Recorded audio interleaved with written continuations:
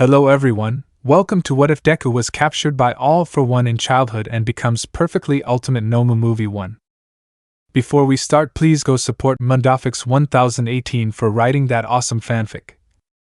This is the translated version I made. There will be some mistake in character's gender, but of course Deku is a male. Izuku Midoriya, a boy who was kidnapped by unknown people who apparently wanted something from him. Tell me one thing, reader, have you ever thought that you have suffered a lot? That life treats you badly? Well, don't say anything in front of Izuku, since he does know what it is to suffer. Clarifications. He's going to have more than one quirk. He will suffer a lot. It will be a harem. He won't remember everything from his past, but he will do so as the story progresses. He will learn to do many things, including singing and playing all kinds of instruments. Chapter 1: A Shitty Life. Musutifu Elementary School. We can see a 6-year-old green-haired boy in a classroom. Just then an older lady was handing out papers that looked like exam papers. The little green-haired boy was very excited, because he had studied a lot and was sure he would get a good grade. Boy 1, how much did you get? Child 350, I passed pink. Boy 2, I got 75. Boy 1/boy 3, you because you spent your time studying. Teacher, silence please. Izuku Midoriya. Izuku, present. Teacher, come and take your exam, the teacher said as she held out a sheet of paper. Izuku stood up and went to retrieve his test. As soon as he grabbed it, he hid it to see his grade as if it were a surprise. Then he sat down in his seat and took out the folded sheet of paper. Izuku, okay, 3, 2, 1 now. He opened the page, and what he saw made a big smile form on his mouth, and his eyes light up with happiness. Izuku 100. I screamed as I jumped for joy. If he showed that to his mother, she would definitely make him katsudon for dinner. All the kids in his class looked at him with one thing in common. How can this quirk get a better grade than me? And especially one ashen-haired boy who was burning with anger. On the way out, we can see Izuku putting away his things. Until a child took his backpack. That child turned out to be his ex-friend Kaken, as he called him. Bakugo, how dare you get a better grade than me, the future number 1 hero, he said with arrogance and superiority in each of his words. Izuku, future number 1 hero? Your quirk is throwing firecrackers, for God's sake, how can your stupid head think that you will be number 1? Bakugo, damn Deku, he screamed angrily as he tried to throw the backpack out the window. But Izuku managed to grab a part of the backpack before he threw it. The two began to struggle until after a few minutes Izuku won. But a couple of books had fallen out of the backpack, which Bakugo obviously picked up to him. Bakugo, what do I see here? Heroes for the Future Analysis number 1. How pathetic. Izuku, give it to me, he said very seriously. Bakugo noticed that and knew that it was something important for Broccoli, and he would take advantage of that. Bakugo, what would happen if I gave him a small explosion? Izuku, don't you dare. Bakugo, sorry, I didn't hear you. Oops. Bakugo caused an explosion in his hand where he had Izuku's book. This action caused it to burn completely, and thus render it useless. Izuku no. He screamed as he watched his burning book being thrown out the window. He looked at Bakugo with great anger, then started running and rammed him, causing Bakugo to fall to the ground. Bakugo, what the hell are you doing? Suddenly he started receiving many blows to the head from Izuku. He launched a small explosion in Izuku's abdomen that made him step back. Bakugo took advantage of that to reach out his hand and send an explosion that Izuku dodged by throwing himself to the ground and then quickly crawling and biting Bakugo's leg. Bakugo, ah damn shine, he said as he started throwing explosions with everything he could while Izuku started hitting him in the balls. 30 minutes later. Address. Director, so all this was because of a book? Izuku, with all due respect, but it wasn't just any book. It was the one my mother gave me. Director, I see. I called your mother, but she didn't answer and Bakugo's mother already left. Do you think you can get home? Izuku, of course. Principal, okay, sign here. This means that neither the school nor the principal are responsible if something bad happens to you. Sign. Izuku, you know I'm 6 years old, right? And I don't have a signature. Director, so your fingerprint. He said as he took out a die that was put on the fingerprint, and then you put your finger on the paper and the fingerprint would remain there. Izuku repeated the process just explained. Then he walked towards his house, very carefully crossing the street. Talk, talk, talk. Izuku knocked on the door, but no one opened it. After 5 minutes of doing the same thing, he gave up and decided to use the hidden key. He lifted a flower pot and picked up a key that was under it, then opened the door. When he entered, he could only see that all the lights were off and a silence that seemed eternal. Izuku, Mom? Where are you? He said as he looked for her everywhere, but she wasn't there. Until he went to the kitchen and saw his mother's body lying on the floor, and beneath it a large pool of blood. Izuku, Mom! He screamed as tears began to flow from his eyes. He ran to his mother and stood beside her. His mother was bleeding profusely, and had wounds that Izuku was unaware of since he was so young. Izuku, Mom, what happened to you? I'll call an ambulance. He was about to leave, but his hand was grabbed, causing him to stop dead. Inko no call anyone, escape. She said with all her strength, and then closed her eyes and was embraced by that eternal dream, called death. Izuku, no, Mom. She screamed as she cried beside her deceased mother's body, but what do I see here? A thick voice said, intimidating to anyone. Izuku turned his head and saw a man in a fancy suit, and his face was extremely hideous. Izuku W, who are you? Don't do anything to me, please, he said while stuttering. The presence of that man was simply terrifying. All of Izuku's senses were screaming for him to flee. Don't worry, he said in a much more normal and warm voice, but your body will be the new wrapper of my will. A wicked and malicious word came out from that man's mouth. Those simple words made Izuku's body freeze in fear completely. The last thing Izuku saw was the man slowly approaching, while behind him there was a shadow that showed a completely evil being with what appeared to be tentacles coming out of his back. 9 years later, we can see a well-known heroine running into the UA Hero Academy.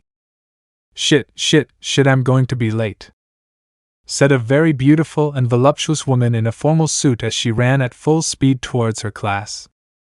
When she finally got to the door of her classroom, she kicked it and entered very agitated.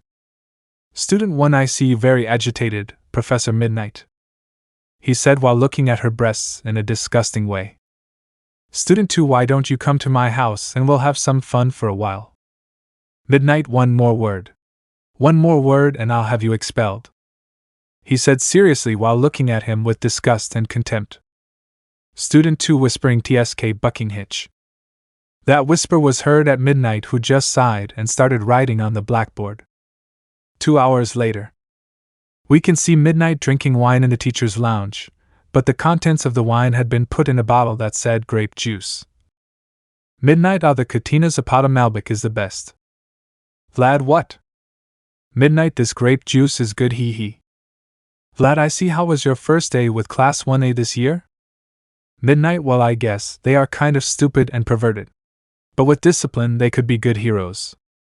Vlad, remember that today we have a teachers' meeting. You must attend. Midnight sighs, yes, I had forgotten, and don't worry, I won't be missing. Vlad, okay, see you at the meeting. Midnight, of course. 2 hours later, meeting room. All the students had already gone home. On the other hand, only the teachers and the principal remained in the meeting room. Niza, okay, I called you to talk about the students. Vlad, you start? Vlad, the students of Class 1B are not very good compared to last year's students.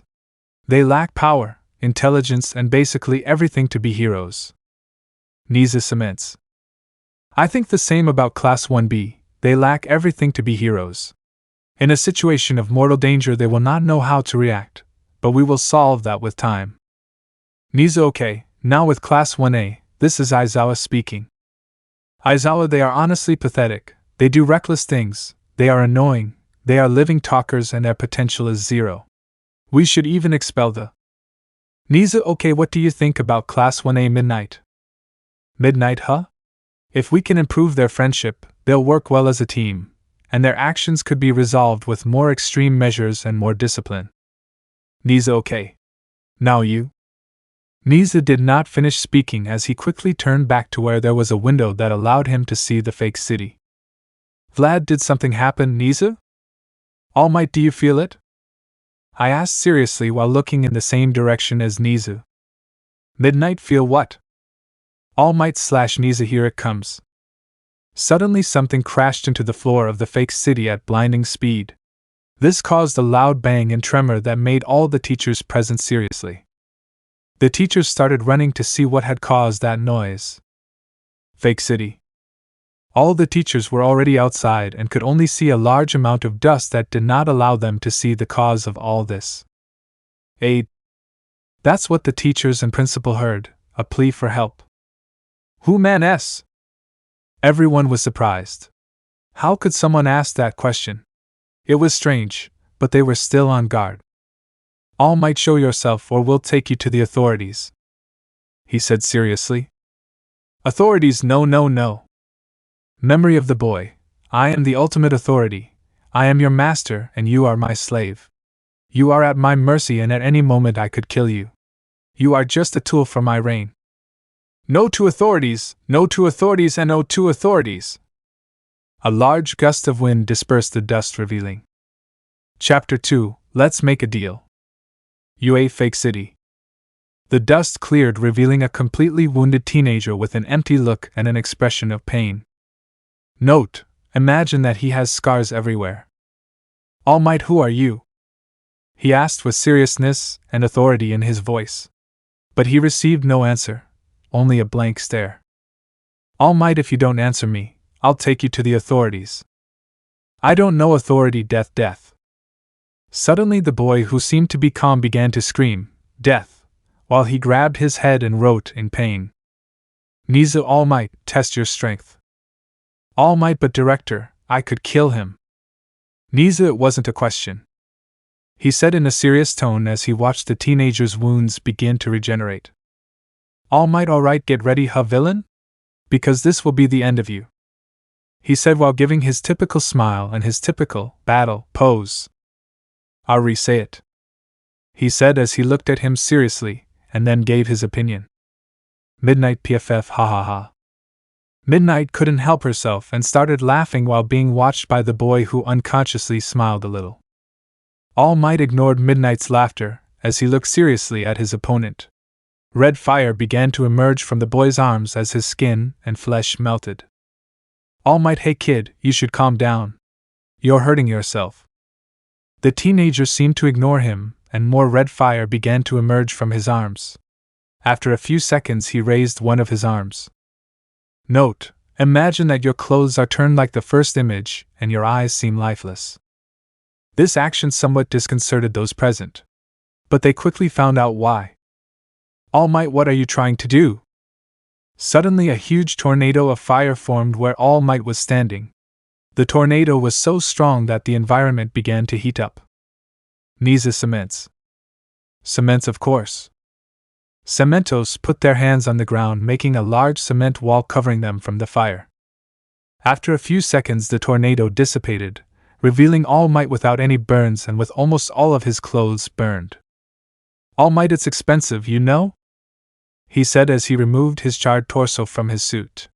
Before he could say anything else, the teenager ran at high speed and threw a punch straight at All Might's chest. The aforementioned received it completely and didn't even move an inch. All Might, not bad, you could be a great hero. Why don't you take the entrance exam next year?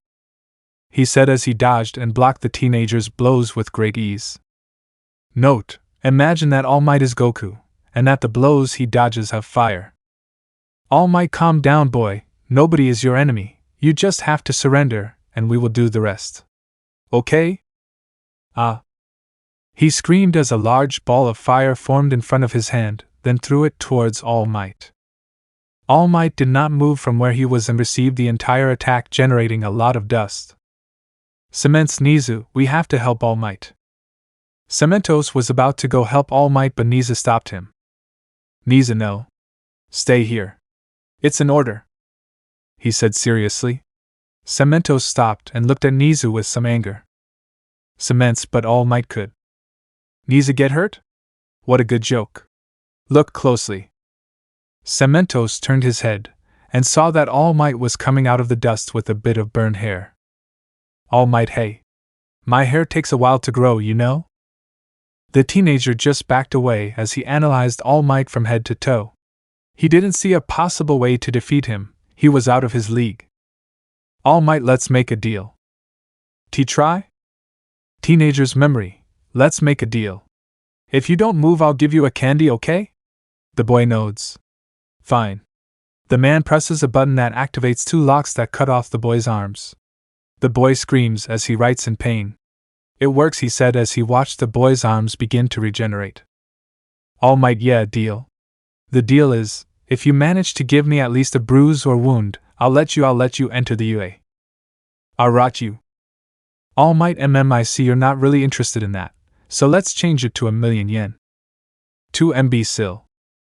All Might, hard to convince, huh? I know. All Might points to Midnight and says, All Might, if you win, you will have a date with one of the most coveted women in Japan. Midnight, ha, yeah, wait, what? Date? FOOD?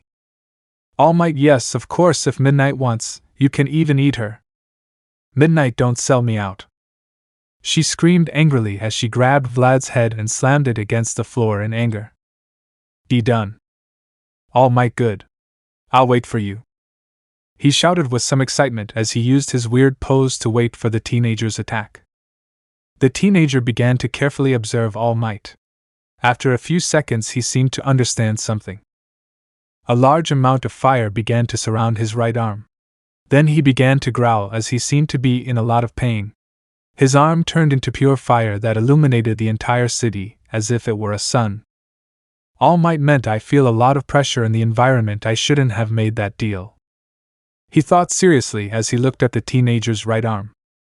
The teenager's feet were covered in fire, although not as intense as the fire on his right arm. Ah! He screamed as he ran at a speed that generated a lot of wind. When he was already in front of All Might, he threw a hook across All Might's abdomen. All Might, ahhh. He screamed in pain as he crashed into several buildings, leaving almost the entire fake city in ruins. Vlad, oh shit. Niza, don't worry. He's very hard to kill, he said as he watched All Might get up with great difficulty while spitting blood. All Might, cough, it was a big hit, young man. Young man. I screamed as I saw the teenager's right arm. His right arm had been charred. It hurts. The teenager grabbed his right arm and pulled it off as if he was already used to it. Midnight, he's crazy. Vlad, for you, since he did it to have a date with the most perverted woman in Japan, ha ha ha. Vlad received a strong blow from Midnight. That blow caused his head to bleed. All Might, Nizu, call Recovery Girl. Recovery Girl, I'm here now. An old woman said as she walked slowly until she was in front of the teenager. Recovery Girl, okay. From what I see, his quirk must be regeneration, but how did his arm get charred if he's not Endeavor? Even his other arm has severe burns, and from what I see, his feet too. All Might, he did the same with his fire quirk, wait, 2 quirks. That left me seriously wondering, had his arch enemy sent him to kill him? He had to interrogate the young man at some point. Recovery Girl, anyway, come with me, young man. You must rest. She watches as the young man faints from exhaustion while his arm begins to regenerate rapidly. The other teachers approach. Vlad, and what are we going to do with the boy? Niza, we could make him a hero. All Might, wouldn't that be risky? He can't speak well, and I don't think he knows how to socialize. Midnight, it's true, I feel sorry for that boy. He seems so nice that I could sleep next to him without fear of something happening to me. Niza, you gave me a great idea, Midnight. Midnight, really? You see how smart I am, Vlad. Niza, he could live with you. All you would have to do is take care of him and teach him to socialize and perfect his Spanish. Midnight, so that he speaks. Suddenly she sees how the teenager begins to cry while repeating a word, Mama. That touched her heart. She wanted to meet the boy. The simple presence of that teenager attracted her. Niza, then he will stay at UA. Midnight, no, he can stay with me. No problem, hee hee. Niza, well, when he recovers you will take him to your house, okay? Midnight, okay. Vlad, but don't grape him, eh? Midnight, shut your mouth, Vlad. Chapter 3, The Great Heroine Plus 18. Memory. How are you doing with the Garaki boy? Garaki, you have found a diamond in the rough. With a good procedure we could make it a perfect vessel for you. An older man said with a serious expression while typing things on the computer. Indeed, Garaki. What subject is it?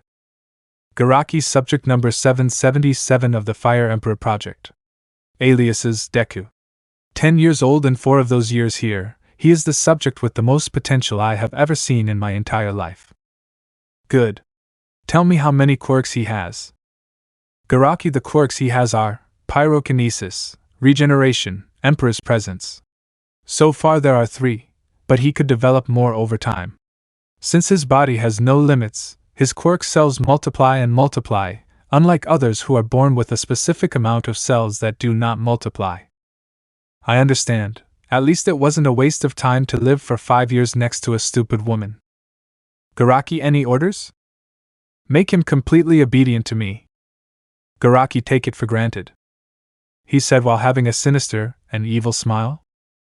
End of memory. We can see 2 people talking in the UA infirmary. Niza, so you're telling me that his body suffers from some kind of trauma that prevents him from speaking? Recovery girl, yes.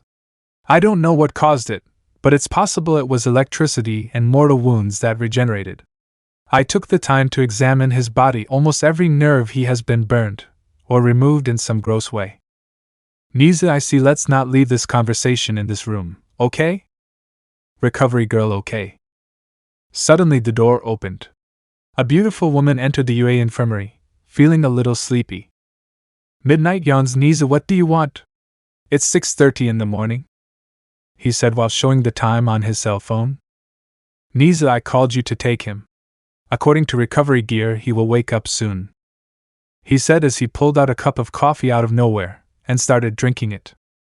Midnight sighs. Okay, what do I have to do when I take the child? Niza, not much. You'll have to cook for him, buy and wash his clothes, take care of him and whatever he needs, teach him things. It's like you're married to him. Midnight, yes, married? He screamed as he opened his eyes in surprise. Nizu, it's a way of saying, but in general it is to take care of it. Recovery girl, besides that you also have to teach him to speak. Midnight, are you late? Recovery girl, no, that's all you need to know.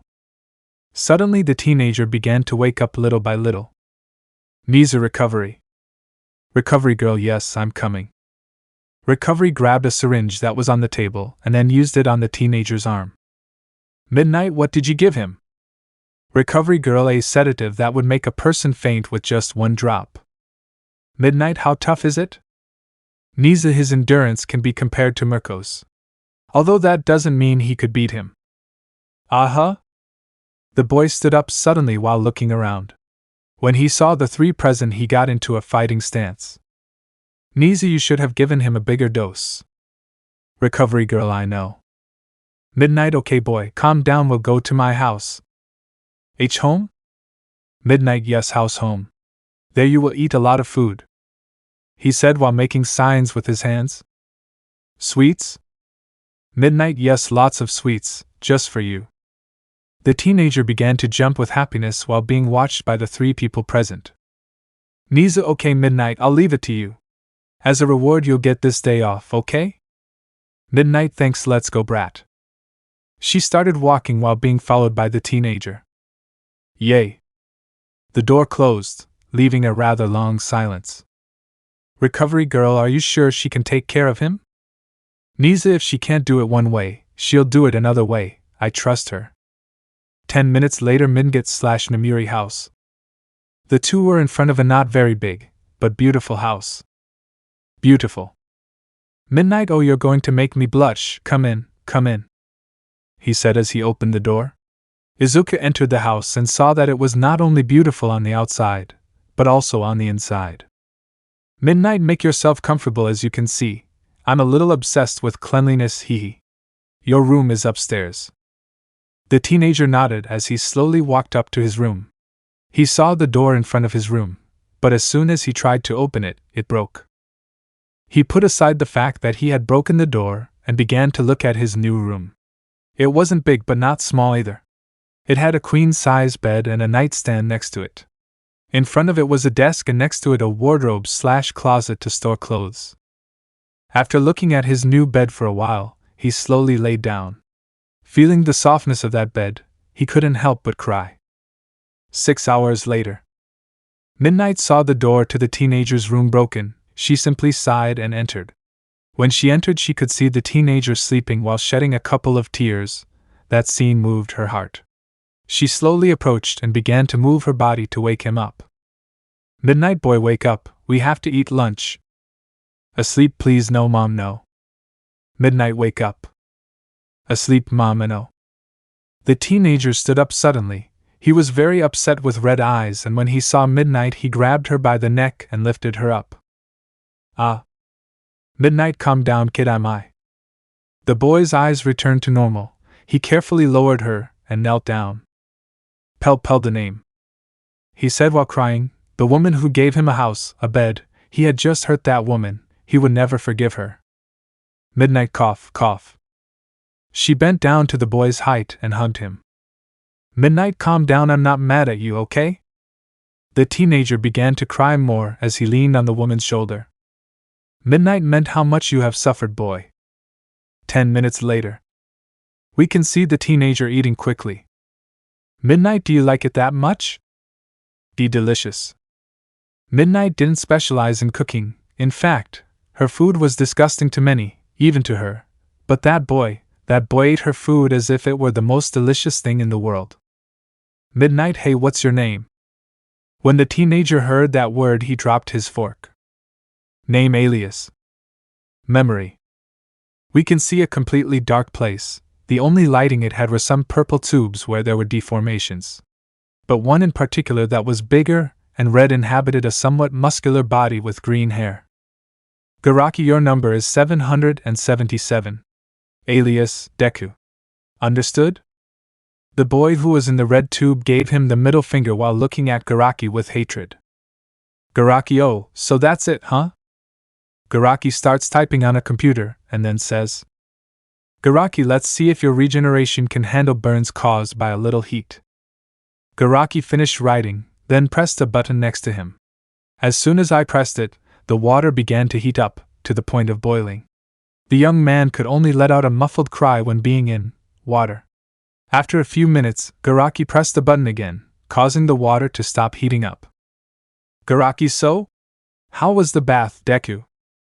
he said as he watched how the boy's entire body had third-degree burns, and apparently he had gone into shock from not receiving enough blood flow. End of memory. Midnight boy. Suddenly he looked at her. He had come out of his trance and had just remembered her name. ID Deku. Midnight Deku? Deku. Midnight, I see, then you call me Namiri, she said a little excitedly as she looked at the green-haired boy. Deku Nalimi. Midnight Namiri. Deku Namuro. Midnight Namiri. Deku, did you die? Namiri, yes. Deku Namiri. Namiri, yes, that's my name, he said with great emotion while giving a beautiful smile. For some reason that smile made Deku's heart beat much faster than normal. He had experienced many things that made his heart beat fast. He had even had his heart torn out a couple of times. But he never felt anything similar to what he was experiencing now with Namiri. Dekuli pretty. Namiri, did you say something, Deku? Deku, and no. 1 hour later. We can see Deku sitting on an armchair while looking into nothingness. Namiri, Deku, do you want to watch a movie? Deku. He kept looking at the wall, as if it was some habit. Namiri saw that, so she decided to play a little joke on him. She slowly approached behind Deku, and then started tickling him. But, Namiri, aren't you laughing? Suddenly he turned to look at her with an extremely serious look. That look made a strong chill run through Namiri's entire body. Deku, ha ha ha. He started to laugh while pointing at Namiri. Namiri, oh, it was a joke, ha ha ha. She laughed a little nervously, and then sat next to Deku. Nemuri, like I said, do you want to watch a movie? Deku nodded several times. That action brought a small smile to Nemuri. Then, she turns on the television and puts on a movie she had bought online. 2 hours later. Nemuri, Kia, what did you think of the movie? Did you see the beautiful kiss that Louise gave Maria at the end? It was incredible. Deku, I like it, he said while looking at her with a serious face. Nemuri, let's fix that sour face. She grabbed Deku's cheeks and stretched them into a smile.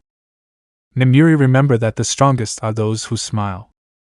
Deku, why yes, he said while smiling as much as he could. He put one of his fingers on his right cheek and stretched it so that his smile was bigger and more radiant.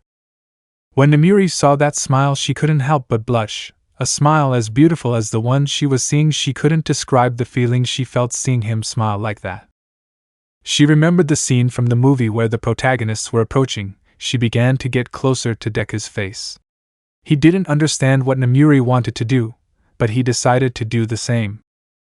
Their lips were about to touch, but ring, ring. When she heard the sound of the doorbell, she quickly stood up with a deep blush, and then went to open the door. Hello, old lady, a girl said with great joy and at the same time with a mocking tone. Upon seeing who it was, Nemuri's expression quickly changed to one of annoyance and anger.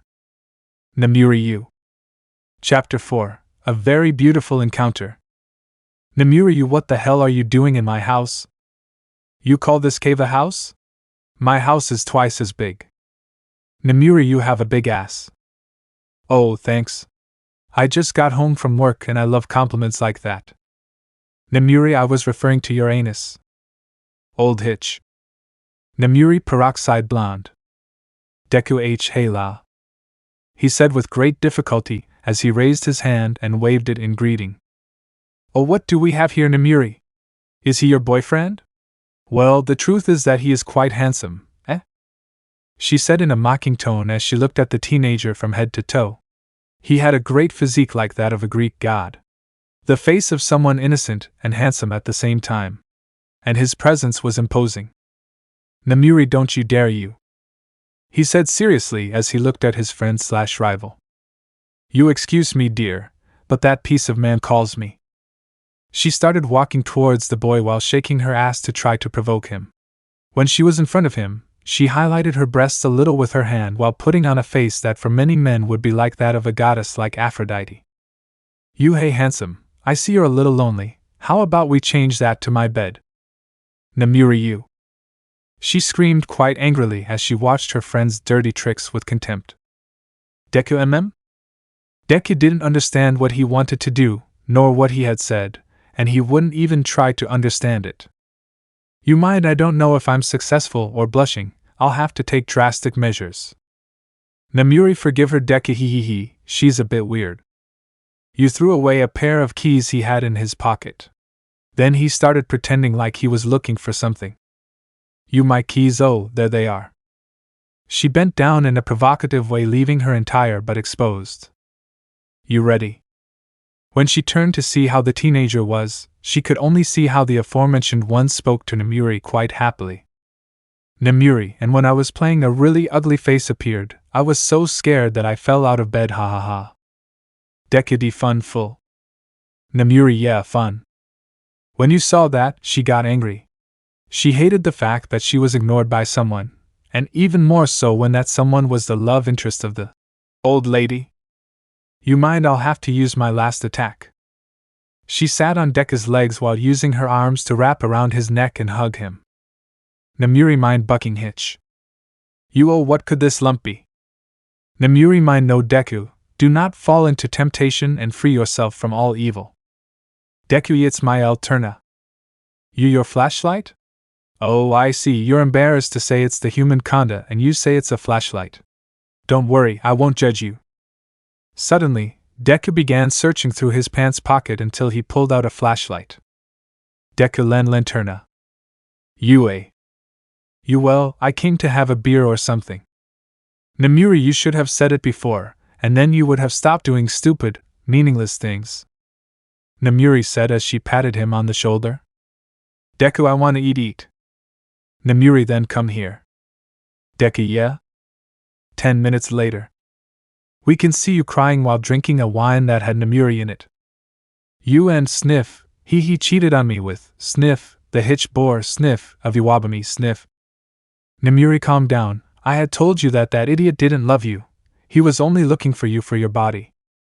He said as he comforted her and hugged her. But how was I supposed to know that, sniff, was an idiot? Namuri, you weren't going to know, you should have seen it coming. Thank you, Namuri, sniff, she said as she cried on his shoulders. Suddenly, she felt someone hug her. When she turned her head, she saw Deku hugging her. You, sniff, what are you doing? Sniff. Deku, hugs will help you feel good. You broke away from Namuri's hug, and quickly hugged Deku while crying. Thanks, sniff. Deku just petted her as he watched her cry herself to sleep. After about 10 more minutes, you had already fallen asleep. Namuri grabbed you and started walking with her on her back. Namuri, I'll drop her off at her house, stay here and don't cause trouble. Okay? Deku raised a thumb, meaning yes. Namuri left the house, leaving Deku completely alone. 2 days later. We can see Deku and Namuri walking through the halls of the UA. Namuri, when doing the tests, control yourself, okay? Deku did nothing. Namuri sighs, I'll give you candy if you control yourself. Deku, why yes. When she heard Deku's answer, Namuri smiled as she continued walking beside him. But how did we get to this? 2 hours before. We can see Deku coming out of the bathroom with only a towel covering his crotch. He had just taken a bath. What he didn't know was that Namuri was next to him with a nosebleed while raising a thumb. Deku, Namuri, is he okay? He said with concern as he watched her blush and bleed from her nose. Namuri, yes, I'm fine, She said this as she started taking photos of Deku's body. Suddenly, Namuri's cell phone started ringing. Namuri, damn, who the buck is? Oh, Buck, it's Niza. She answered quickly while drinking some water. Niza, call, hey Midnight, I wanted to tell you to bring the boy to UA in 2 hours, we need to run some tests on him. Namuri, call, what types of tests? Niza, call, new blood tests, and such. Namuri, call, okay, see you in 2 hours. Namuri cut the call. When she looked at Deku, she saw that he had already changed. Namuri, it's in 2 hours. Deku, AO, okay. Present. We can see Nizu and Recovery Girl talking about Deku, until Namuri arrived with the aforementioned. Namuri, I'm here. She said with her teacher clothes next to Deku, who had a black long-sleeved shirt and a pair of worker pants that she apparently loved. Nizu, yes, I already noticed. Let the boy sit on the recovery table and do his job. Namuri, you heard Deku. Deku agreed as he went to sit on the stretcher. Nizu, I see you get along well with him, I'm glad. He said while drinking some coffee. Namuri, yes, the truth is that he is a very good person. Nizu, now we just have to wait until Recovery finishes the tests. 30 minutes later. We can see Recovery Girl arriving with some papers. Nizu, so? What did you discover? Recovery Girl, can I say it in front of Midnight? Nizu, of course, she has been in charge of the boy for 2 days. She has everything right to know.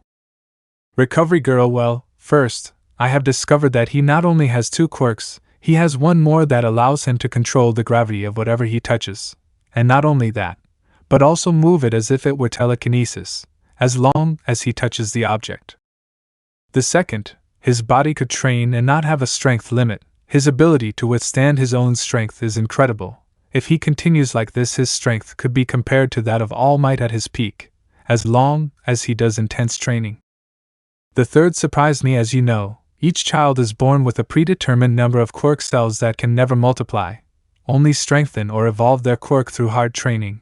But this boy, his quirk cells are special. His cells are continuously strengthened and multiplied. This not only led to the power he has currently, but also the other 2 quirks he has. Namuri, that explains a lot. Nizu, simply put, that kid is getting stronger with each passing day, right? Recovery Girl, yes, if that child was a villain, it would be our end. Nemuri B, but it's impossible for him to be a villain. Niza, but it could be a villain's experiment, and I have a suspicion of one in particular. He said seriously as he took a sip of his coffee. Nemuri, who is this referring to? Recovery girl, you need to know that. Oh, and he also has a tattoo on his wrist that says 777. Niza, interesting. Have you discovered something, Nemuri? Nemuri, I forgot to tell you, he said his name was Deku. It seems he's remembering things from his past. Niza, like what? He said as he took another sip of his coffee. Nemuri, like his nickname, since I don't think Deku is his name. Among other things that upset him quite a bit. Niza, Deku keeps many secrets. Deku IIK knows secrets? He said, appearing out of nowhere behind them. Nemuri Kaya sighs, it's your Deku. Deku, yeah? 2 hours later. We can see Deku sitting on the couch watching Barney the dinosaur. Until he saw Nemuri in her hero clothes. He stood up and stood in front of her, making his height clear, since Deku is 1.90 m tall. Nemuri, is something wrong, Deku? Deku, why you wear those are clothes, pa? Nemuri, why? Because it's my hero costume. With these clothes I save hundreds of people a month. Deku, it's nice. Nemuri, oh thanks, you're going to make me blush. Wait, do you like it that way? If so, I'll give you a little taste of what Nemuri Kayama is like. He said as he ripped the fabric of his suit a little.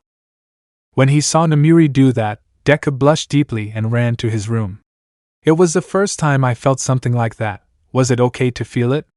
Did he have some heart disease? He had to ask someone. Nemuri, how cute.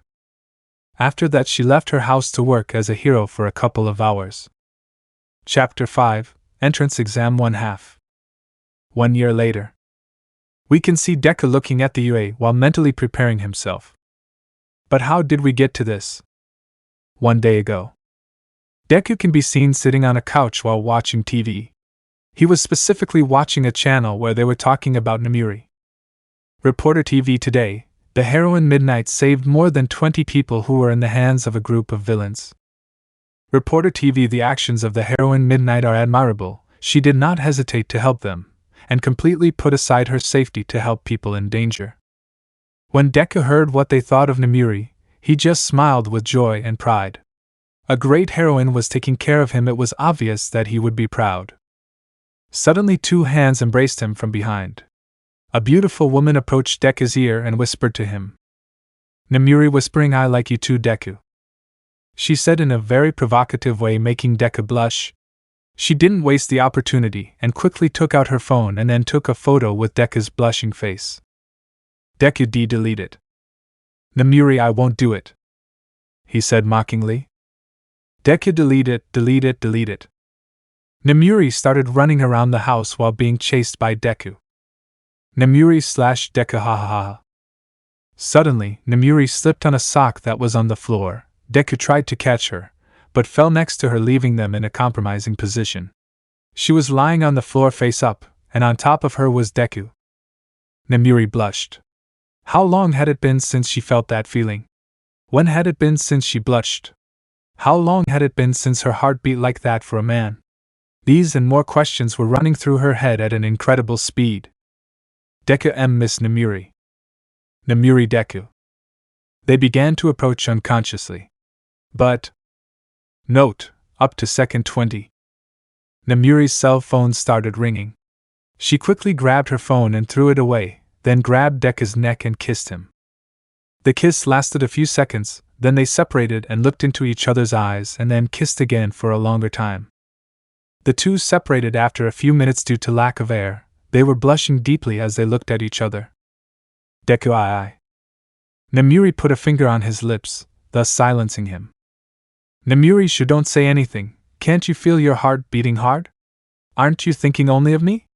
Don't you want to kiss me again? Deku, yes. Nemuri, during this year I have felt attracted to you. I have felt complete, and I realize that I like you. Deku, you too. I like Nemuri, he said while smiling. Nemuri sniff, God Deku, you make me so happy. She hugged him tightly as she cried on his shoulder. Nemuri wasn't always the +18 heroine. She wasn't always the heroine who had all the men licking her feet. Memory of Nemuri. We can see Nemuri in normal clothes. She had a rather large sweatshirt and loose pants. Those clothes did not show anything of her great physique. She was going to a specific house, the house of her beloved. Her boyfriend's house was quite big and luxurious. She knocked several times without any response. She noticed that the door was open, so she decided to go in. She went straight to her boyfriend's room. On the way she heard moans, and those sounds intensified when she was already standing in front of her bedroom door. Nemuri mind, I don't think I'm capable. We've been in a relationship for 2 years. She slowly opened the door and looked in. But what she saw and heard left her in shock. Boy, take this hitch. You wobble me, yes, tell me who is a better woman, me, oh stupid Nemuri. Boy, obviously you. Nemuri was never willing to have sex with me. I only wanted her for the body she showed in P when she wore the UA suit, but the bucking hitch never let me touch her. You wobble me, yes, give me harder. On the other side of the door we can see Nemuri crying silently. Her heart was completely broken. The man she loved for 2 years used her only for her body. At that moment she considered herself the stupidest woman in the world. She should have realized it by her attitude. She left the house and walked aimlessly until she saw a bar. She entered and sat in front of the bartender. Bartender, you're a minor, right? Nemuri just raised her head. The bartender saw her dull eyes full of frustration. At that moment he understood everything. A broken heart. Bartender, I understand. The bartender took out a wine that seemed to be quite expensive and poured a whole glass for Nemuri. Bartender, the house is inviting this time. Nemuri, thank you. She grabbed the glass and drank the contents in one gulp. At first it seemed bitter to her, but after drinking a few more glasses she began to get the taste. After 2 hours a friend whom she considered an older brother came to pick her up. Vlad, damn, Nemuri, you're drunk. Do you know that we're still minors and we're going to UA, right? Nemuri, shut up, Vlad, hip, take me home, hip, hitch. Vlad, just this once, I'm going to let it go, let's go. Vlad helped her walk and called a taxi to drop her off at her house. After that, 2 days had passed and Nemuri had not gone to UA. Vlad was very worried about his best friend. He was waiting for her, but she didn't come until.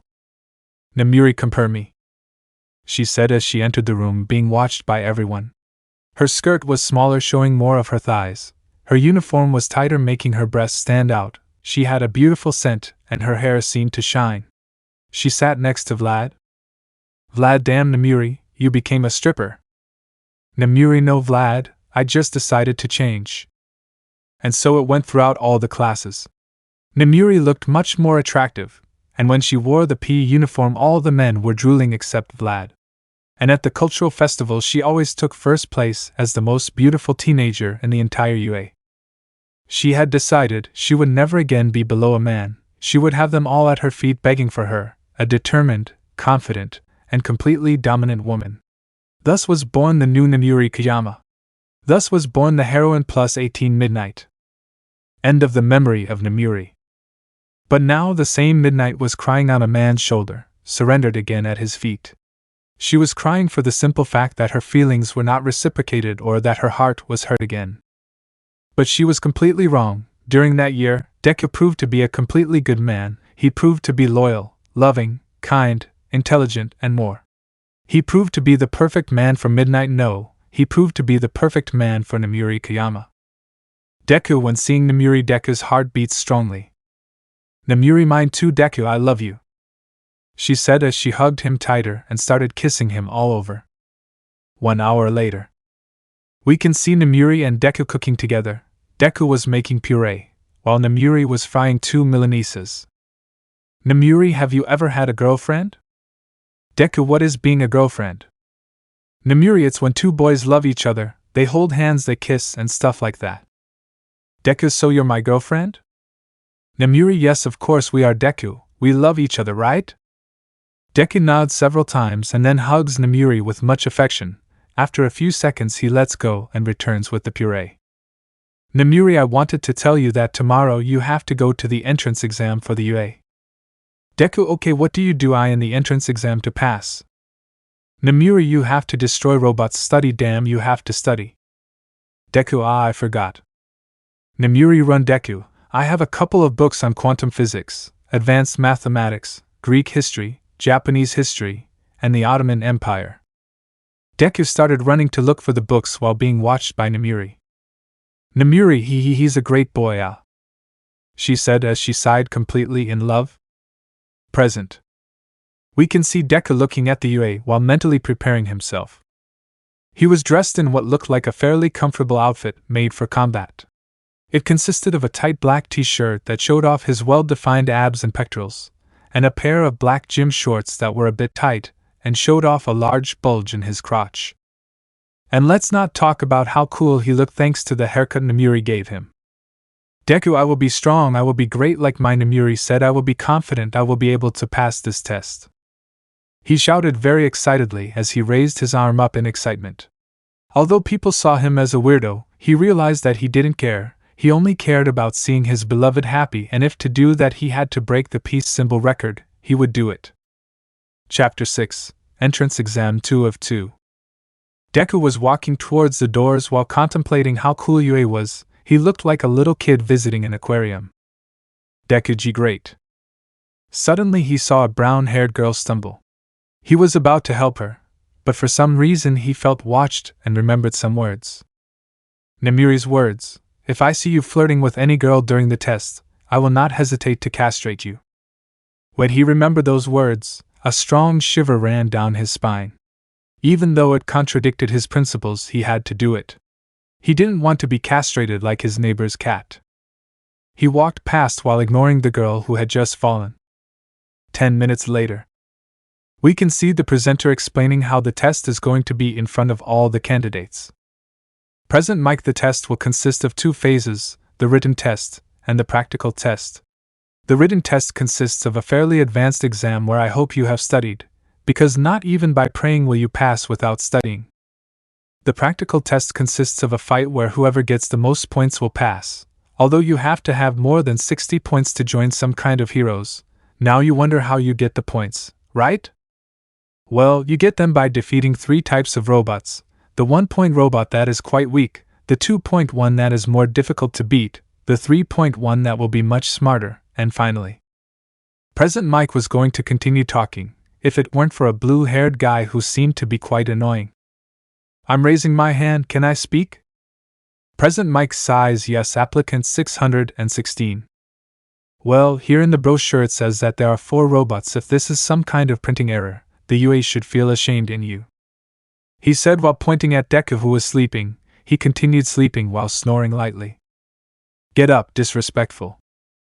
Deku began to get up slowly, then looked at Lita with some annoyance. Deku W, what do you want? He said lazily while rubbing his eyes. Don't you realize? You've been sleeping and snoring, while those of us who really want to be heroes are paying attention, but your snoring is annoying. Deku, oh, why you find my snoring annoying? Everyone shook their heads in disapproval. Deku, do you find the 4 eyes stunning screams annoying? Everyone agreed in agreement. Deku, there you have your answer. After those words he rested his head on the table again. The blue-haired boy was quite upset by the green-haired boy's attitude. Present Mike, applicant 616, you have bothered the other applicants with your unbearable shouting. You interrupted me in the middle of my explanation and tried to humiliate someone who already knew what the test consisted of. With all due respect, but get your ass back on your seat, damn it. When the blue-haired boy heard that, he instinctively sat down while clenching his hands in anger. He just wanted to correct a crooked tree. Was that wrong? Those and more were the blue-haired boy's thoughts. 30 minutes later. We can see Deku and the other participants in front of some large iron doors. In front of those doors was the fake city where the test would take place. Loud voice, are you ready? All yes. Deku, yeah, baddie. All.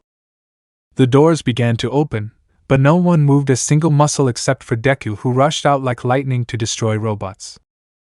Extra 1, haha, how silly. Extra 2, yes, they will surely disqualify him, ha ha ha. Loud voice, are you fools? In a real battle there is no countdown. Come on. Everyone started running desperately to defeat robots, but all they saw was a straight path full of broken and mutilated robots, as if some beast had passed through there. With Izuku, we can see him with red eyes as he destroyed the robots with his brute strength. Several 2- and 3-point robots surrounded him.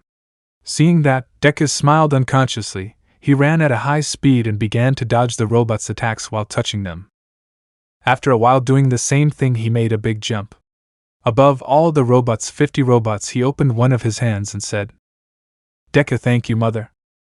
He raised almost his entire hand, and all the robots began to gather quickly. The robots began to join together under great pressure while Deku exerted force with his hand, until he closed it completely, causing a large ball of joined robots to fall to the floor, generating a slight tremor.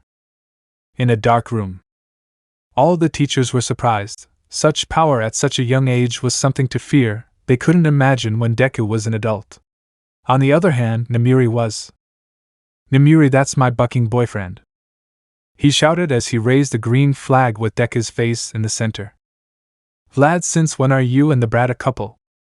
he said, quite surprised. "Nemuri, what jealous asshole?" "Vlad, no, I rather feel sorry for the boy. What could he have thought when he chose an nymphomaniac, controlling and stupid?"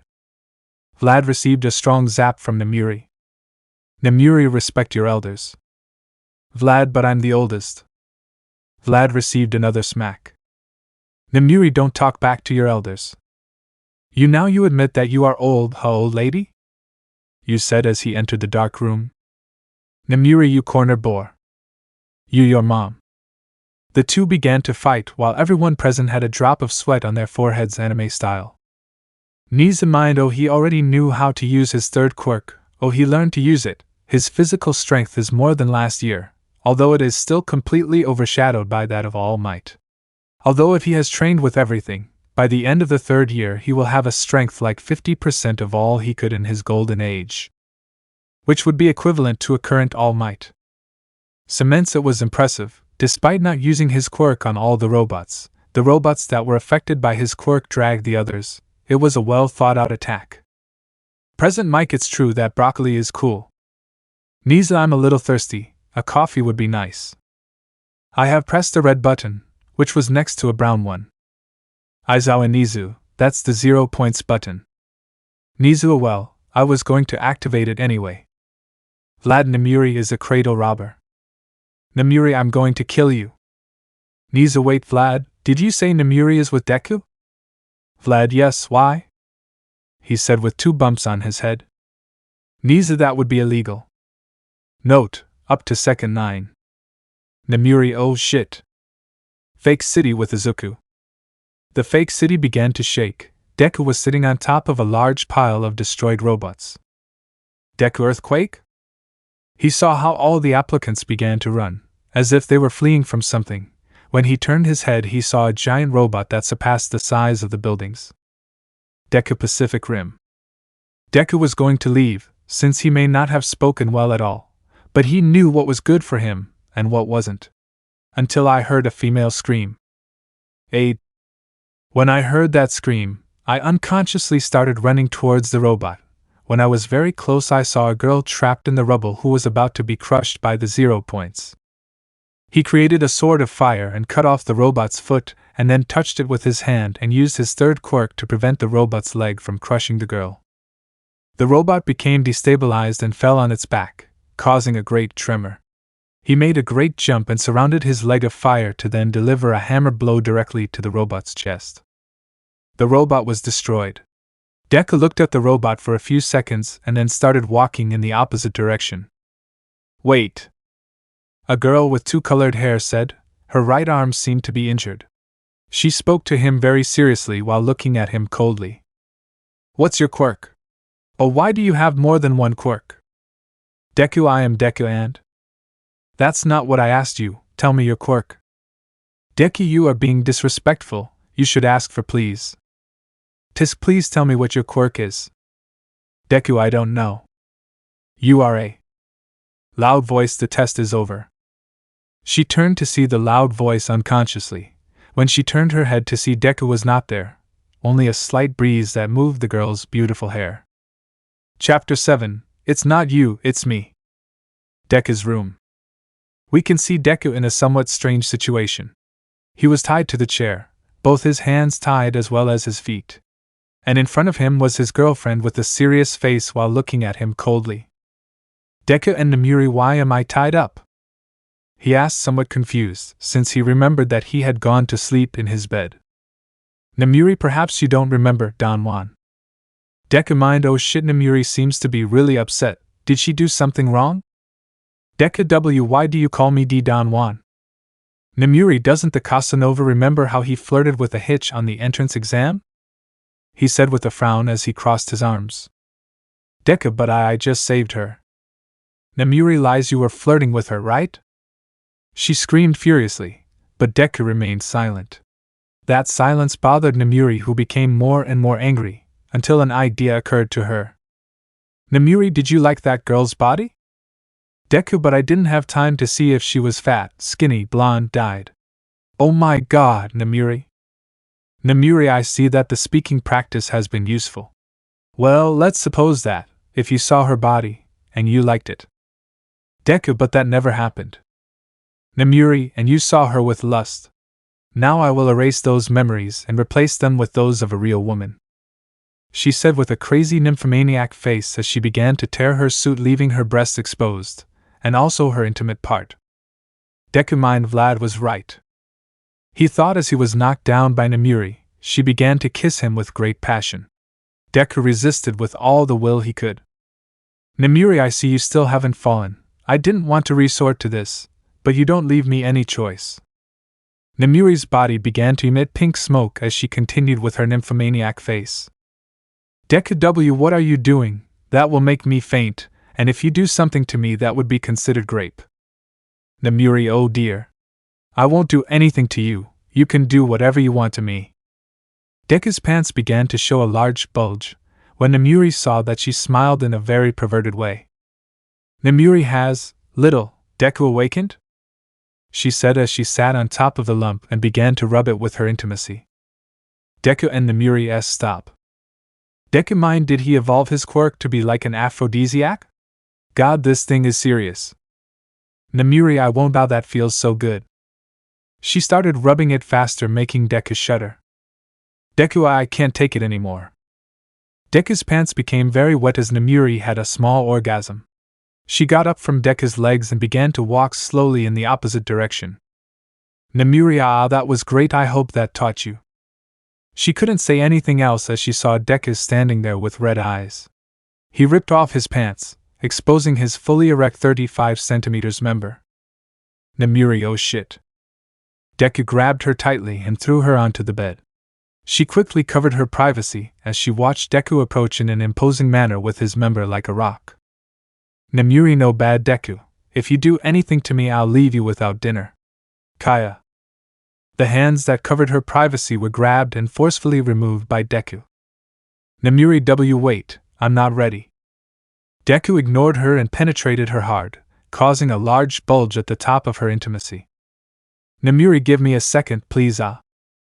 Deku began to penetrate her with force, making Nomuri have an ahigo face and at the same time an expression of pain.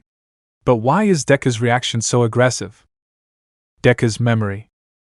We can see a body tied with titanium chains anchored to the ground.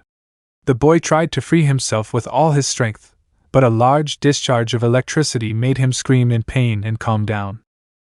Garaki, I see you're a little upset. Did the electric medicine help you? He said with a mocking smile as he looked at him with superiority and evil. He was behind a bulletproof glass with a special material that seemed to be extremely resistant. Deku P, piss off, AHH. He received another strong shock that made him writhe in pain. Garaki, ready. As our project, Fire Emperor, consists of you being a perfect being to be a good recipient of AFO. You will have to be perfect in everything, not only in strength, intelligence, but also in the sexual area. Garaki pressed a button that opened a steel door. This door released hundreds of female nomus. Garaki, meet the 100 highest ranking female nomus in sexual terms. One alone is capable of pleasing more than 50 average men, and killing them in the process. In short, they will perfect your sexual area. Let's get started. All the Nomus ran towards Deku and started to stimulate him. They even started to wrap him. In the process of wrapping him, they crushed Deku's member hundreds of times, making him scream in pain, and they also cut his member dozens of times since some Nomus had blades in their private parts. But luckily his regeneration managed to regenerate his member quickly. So 5 months passed where Deku suffered sexual torture that no man on the planet could resist. In that time he managed to defeat several of the Nomus, even killing them all in the process. He was no longer the same. The electricity had caused trauma to the movement of his jaw, the boiling water had caused him to lose his nerves throughout his body, and the sexual torture had caused him to have trauma to his tongue and more. They had turned him into an insatiable hex machine. All of this made it very difficult for him to speak. He couldn't pronounce normal words without stuttering or stopping to say them correctly. Now we can see Garaki watching him. Deku was in a red tube like almost all the time in that hell. Garaki, well, you've completed it in less time than I thought. I just came to let you know that you're 9 years old, in case you didn't know. And that your process of perfection will continue. He said with an evil smile that Deku was beginning to hate. That stupid smile caused 3 years of his life to be a living hell, and counting. End of memory. After 10 hours, we can see Deku sitting on his broken bed. Next to him was Nomuri, very sweaty and covered in a white liquid all over her body, which came out of her private part and her mouth. Deku. He remained silent as he looked at his fully erect member. He loved his girlfriend, but he still hadn't been able to please her. It wasn't Nomuri's fault, it was his fault. Deku moved Nomuri to a corner of the bed, then he caressed her hair with a lot of love and then gave her a kiss full of love on her forehead. Deku, it's not you, it's me. After these actions of Deku, he lay down on the other corner of his bed while holding back the urge to have sex with Nomuri. The next day, we can see Nomuri slowly waking up. She realized that her privates, her jaw and her throat hurt a lot. After that she started to look around the room and realized that it was Deku's. Nomuri, why am I in his room? And what is this white liquid? Wait. She remembered what had happened with Deku. When Deku had finished the entrance test, he went to his room and fell asleep and then was tied to a chair. And the rest you already know. At that moment Nomuri realized that the white liquid was Deku's semen, and that they had sex for 10 hours straight as if he were an animal. Suddenly she heard the door open. She turned to see who it was, and it was Deku with a plate of food and a glass of Roman A Conti 1945 wine. Deku, sorry about yesterday, he said, giving a 90-degree bow, while extending the plate with food and the glass with wine. Nomuri grabbed him by the shirt and planted a kiss on him that surprised Deku, almost knocking over the plate and glass. Deku proceeds to blush god level. Nomuri, relax, you were a beast last night. I hope I please you and that you've learned not to flirt with anyone you meet, he said as he grabbed the glass and placed it on the nightstand. And he placed the plate on his lap as he began to eat. Deku, sure, it was great, hee. Suddenly, Nomuri noticed that Deku had a couple of small, barely visible dark circles under his eyes. Nomuri, did you sleep well? He said while eating some empanadas that Deku prepared for breakfast. Deku, yeah, sure, can't you see I'm as good as new? He said while showing his biceps and giving a big smile. Nomuri, great, yum yum yum. Deku, right? I wanted to tell you that they sent me a cube that apparently contained a hologram that showed the results of my exam. Nomuri, great, yum yum. Press the button to get the results. I'm telling you that I haven't seen your results yet. Deku took a cube out of his pocket, then pressed it and a hologram came out of it. Hologram? Vlad, are they recording? Yeah. Vlad, okay, well Deku, I'll get straight to the point. In the written exam you got 100 points, breaking the record for the best score in the written exam, which was 94 points. Not only did you break that record, but you were also the fastest to finish, breaking the record of 18 minutes and giving way to your new record of 8 minutes. Now let's move on to the practical exam. In this exam you got 460 points, and thus surpassing All Might's record, which was 350. You're wondering why 60 more points, right? Well, this is because you saved someone. And there were secret points which were the rescue points, Every time you rescue someone, you get 30 points. In your case, it was 60 points because you rescued her in such a clean way that you caused all the damage only to the robot and leaving the fighting area almost intact. Your class will be 1B. This is your hero's school. Vlad, have you broken up yet? End of the hologram. Nomuri, yes, let's celebrate, have some, cheer up, she said excitedly as she handed him her glass of wine. Deku looked at the glass for a few seconds as he blushed heavily. Nomuri sighs, don't tell me you're blushing because of an indirect kiss? You literally bucked me like an animal yesterday, and now you're scared of a half-assed kiss. Deku, they might hear us.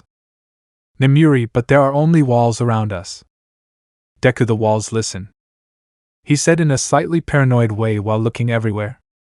Nomuri, wait, why class B and not A? It has to be A because I'm there, he said very angrily while eating the last empanada. Deku, calm down, Nomuri. During breaks I promise to be with you, okay? Nomuri, she said in a childish manner while pouting.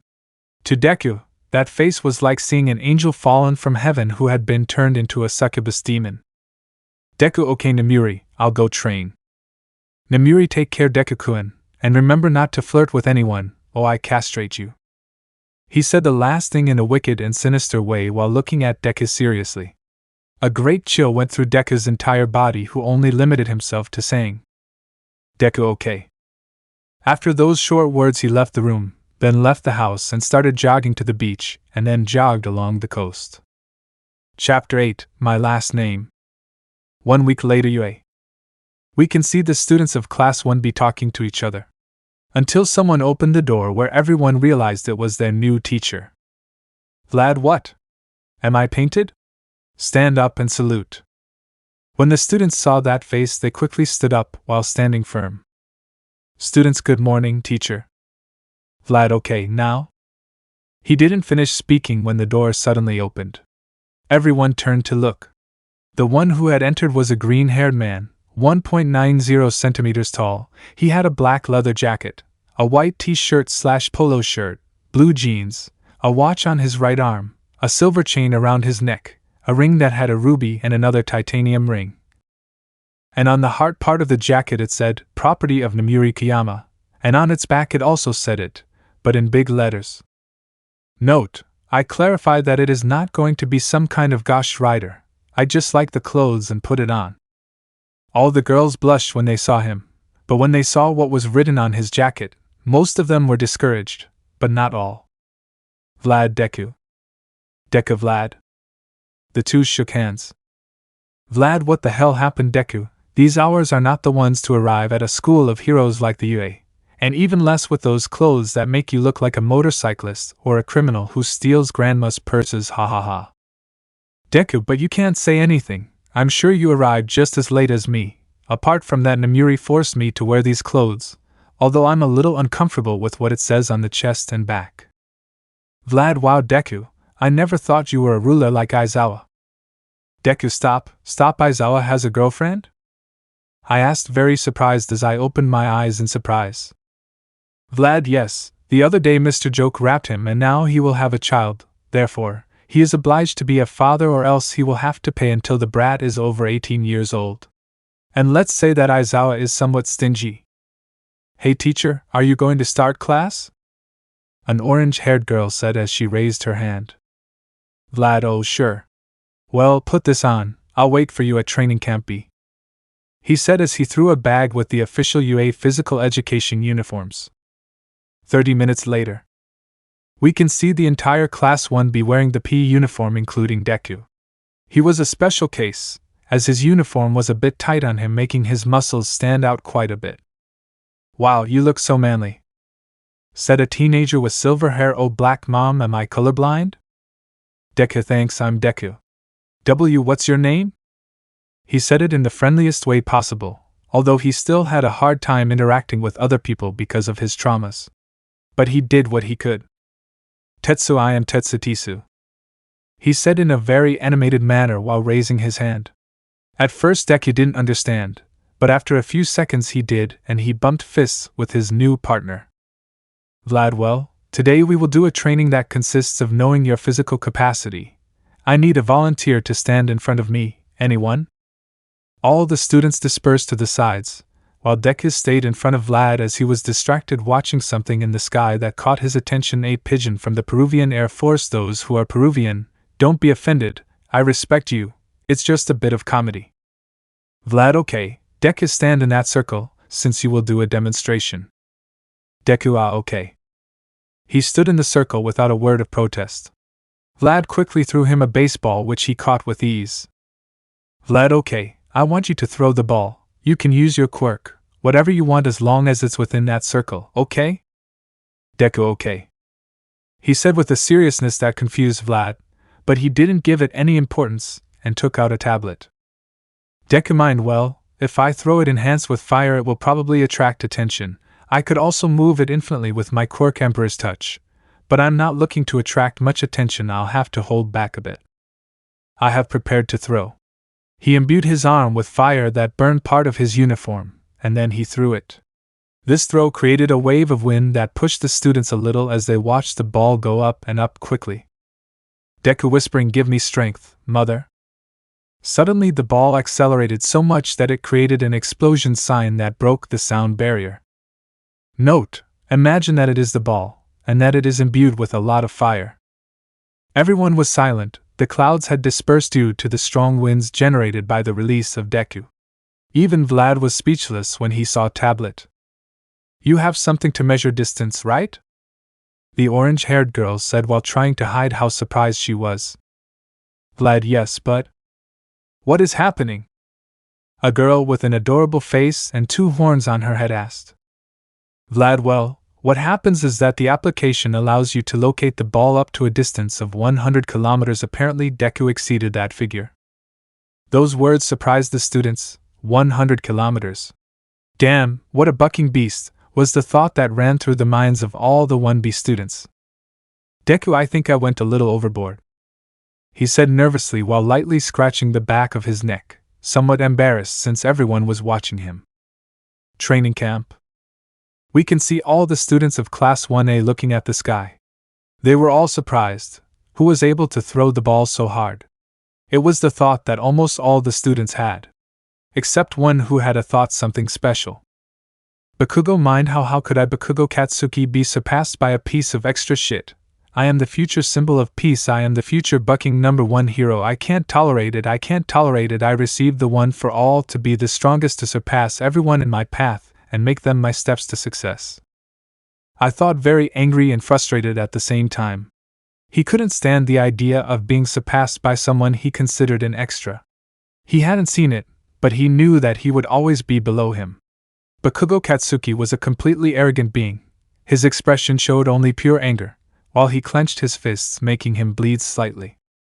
Aizawa mind, Vlad, you took the student with the most potential I've ever seen in my life. He thought clearly, referring to Deku. Training Camp B. Everyone had finished physical training, where Deku came out first in everything, being the one who obviously came out first on the table. After that everyone heard the bell, and went to recess. Deku was walking normally, until an orange-haired girl stood in front of him. She was next to a green-haired girl. Nice to meet you, my name is Itsuka Kendo, said an orange-haired girl with a lot of energy. She had a beautiful smile, while putting one of her hands on her hip. A good body full of discipline that made her stand out among the others. Oh great man, my name is Ibra Shiozaki, faithful servant of our Lord. A beautiful girl with light green hair said. She had a good figure that many women would envy. She had her eyes closed, which seemed to be a habit for her. Deku, hello, my name is Deku. Kendo, what a strange name. And your last name? She said curiously as Ibra opened one of her eyes and looked at Kendo. She sensed that it was not a question her friend should have asked. Deku, my last name. Deku's memory. We can see Deku holding his mother's hand while they were going to buy vegetables to eat. Deku, mommy, why is my last name yours and not my father's? Inko, because your father wanted it that way, he. She laughed nervously. She shouldn't tell him that his father abandoned them. Oh, at least until he's old enough to understand. Deku, I see, and then my name would have to be Izuku Midoriya, right? Inko, yes, they are. What would you like for dessert? I asked cheerfully while giving a cute smile. Deku ice cream, he said very excitedly while jumping little by little. Inko, sure son. Suddenly the memory began to distort. The memory changed. Deku was in front of his mother, who was lying on the floor. Beneath her there was a large pool of blood. At that time he didn't understand what those wounds meant, but now he does. As his mother said, the more we grow up, the more we lose the innocence that characterized us. And he had just confirmed what his mother had said. He could identify her injuries, cuts all over her body, a stake in one hand that anchored her body to the ground. Her toes were broken, her jaw was dislocated so she could barely speak. Her clothes had been torn, leaving her intimate area exposed where she had been raped and tortured. Deku, no, no, no, no, no, no, no, please no. Inko, no, call anyone, escape. After those few words, she watched her mother die. The worst fate a woman had been given to her mother, a pure and innocent soul. She couldn't stand it, she would never stand it. Deku GGRAAAA. He let out a loud scream as he began to expel an unimaginable amount of fire. That fire charred his mother's entire body, his house, the neighborhood, half the city. End of memory. Kendo, Deku Deku. Deku, huh? What happens? I was going, you fainted during recess. We had to take you to the infirmary where I have prayed hundreds of times for people's lives. Are you okay? Are they of the eternal God? Deku, yes, my last name is Midoriya. I am Izuku Midoriya. I am not Deku, not anymore. Suddenly he was hit on the head with a wooden stick. Recovery girl, be everything you want, but avoid giving me work, he said with some annoyance, as he analyzed it, and it seemed like there was nothing wrong. Izuku, sorry, recovery. Let's go, girls, I think our classes are about to start. After that the three of them left the infirmary and headed to their class. Kendo, do you have a girlfriend? Izuku, why do you say that? Kendo, because you have written on your back and chest, property of Namuri Kayama. Ibara, your body is not the property of anyone, only of the one above, since your body is the temple of the living God, she said with her eyes closed. Apparently it really was some kind of habit of hers. Izuku, oh, I see, thanks Ibara, and yes, I have a girlfriend. Kendo, ah, I see, we arrived. The three of them entered the classroom, but before Izuku entered he began to look around, as if he had a feeling that someone was watching him. When he entered his classroom, Namuri emerged from the shadows. Namuri, what do I see, a rival? Chapter 9, Where is Namuri? We can see Izuku opening the door to Namuri's hunting lodge. After he took a bath, he changed his clothes, and finally lay down on the couch. Izuku sighs. Suddenly someone tapped his shoulder as he turned on the TV. When he turned his head he saw Namuri with a very beautiful smile. Izuku mind, I will never get used to that smile, she thought as a big blush appeared all over her face. Namuri pointed at the TV and said, Namuri, can you explain that to me? On the TV there was a reporter who was speaking seriously. Reporter TV, as you can see in these images, a baseball broke the sound barrier, causing the clouds to break up as the ball passed through. On TV there was an image where the sky was completely clear and only a few clouds that had been broken up by the ball. Reporter TV, this ball crashed and caused serious damage to buildings under construction and a park. Fortunately there were no injuries, only shock and possible trauma to children. At that moment Namuri turned off the television and looked at him with a beautiful smile that had an aura of death behind it. Namuri, can you explain that to me? Izuku, in my defense I have to say that I held back quite a bit. Namuri pulled out a whip and lashed out with a force that could leave a permanent mark. But someone grabbed the whip and stopped the blow before it hit Izuku. Namuri, you. Namuri, you. Namuri. Namuri, you. Namuri. Izuku, mind how epic. You pray. Namuri, mutta. The exchange of blows destroyed the entire city, leaving thousands of innocent civilians dead, or at least that was in their imagination. The reality was that they were pulling each other's hair and choking each other like any woman would do in a fight against another woman. Namuri, this time you won. You me win? You are a disgusting being, it's her, Sir Officer, she raped a minor in public. Nemuri, you idiot. Izuku, enough, they seem weird. The two approached at an inhuman speed and touched his shoulders as a large murderous aura appeared behind them. Nemuri / you, what did you say? Izuku, they are the most beautiful and normal women in this world. Nemuri, ouch, you're going to make me blush, she said as she hugged herself and started moving her hips. You, oh thanks, but why was Nemuri about to buck your ass up? Izuku, oh well, there was a little problem. Nemuri, yes, so small that it only led to the destruction of 5 buildings and a children's square. He said it as if it were nothing, although with a small touch of sarcasm. Was it you with the ball? I asked, very surprised as I opened my eyes. Izuku, well, yes. You sighs, changing the subject. How are you doing at the UA? They told me you weren't very social. Have you adapted yet? He said with a little hint of concern. Izuku, yes, the truth is that my classmates are quite good to me. I appreciate that. I don't know how I would have reacted if they had put me with others. I probably would have destroyed the school from stress. You, good information, he. She said very nervously. This boy could destroy UA if he wanted to. Damn, what potential it was used, thought that was filled with admiration, happiness, and something else. You, well, back to what I was saying, could you go on a date with me? I assure you that you will have fun. She said the last thing in a sensual voice as she moved her hips from side to side. Nemuri, wait, you're asking her out on a date? You, yes. Nemuri, to my boyfriend? You, yes. Nemuri, in front of me? You, yes. Nemuri, and without shame? You, yes. Nemuri, bucking hitch? You're MOM. In the end, Izuku ended up accepting, but not before being forced to buck Nemuri all night, although in the end she ended up fainting, leaving Izuku to his own devices. But like any man, he put up with it. She said that the date was going to be after Class 1A went to the USJ. A week later, we can see Izuku sitting while his teacher started talking somewhat annoyingly in front of his students.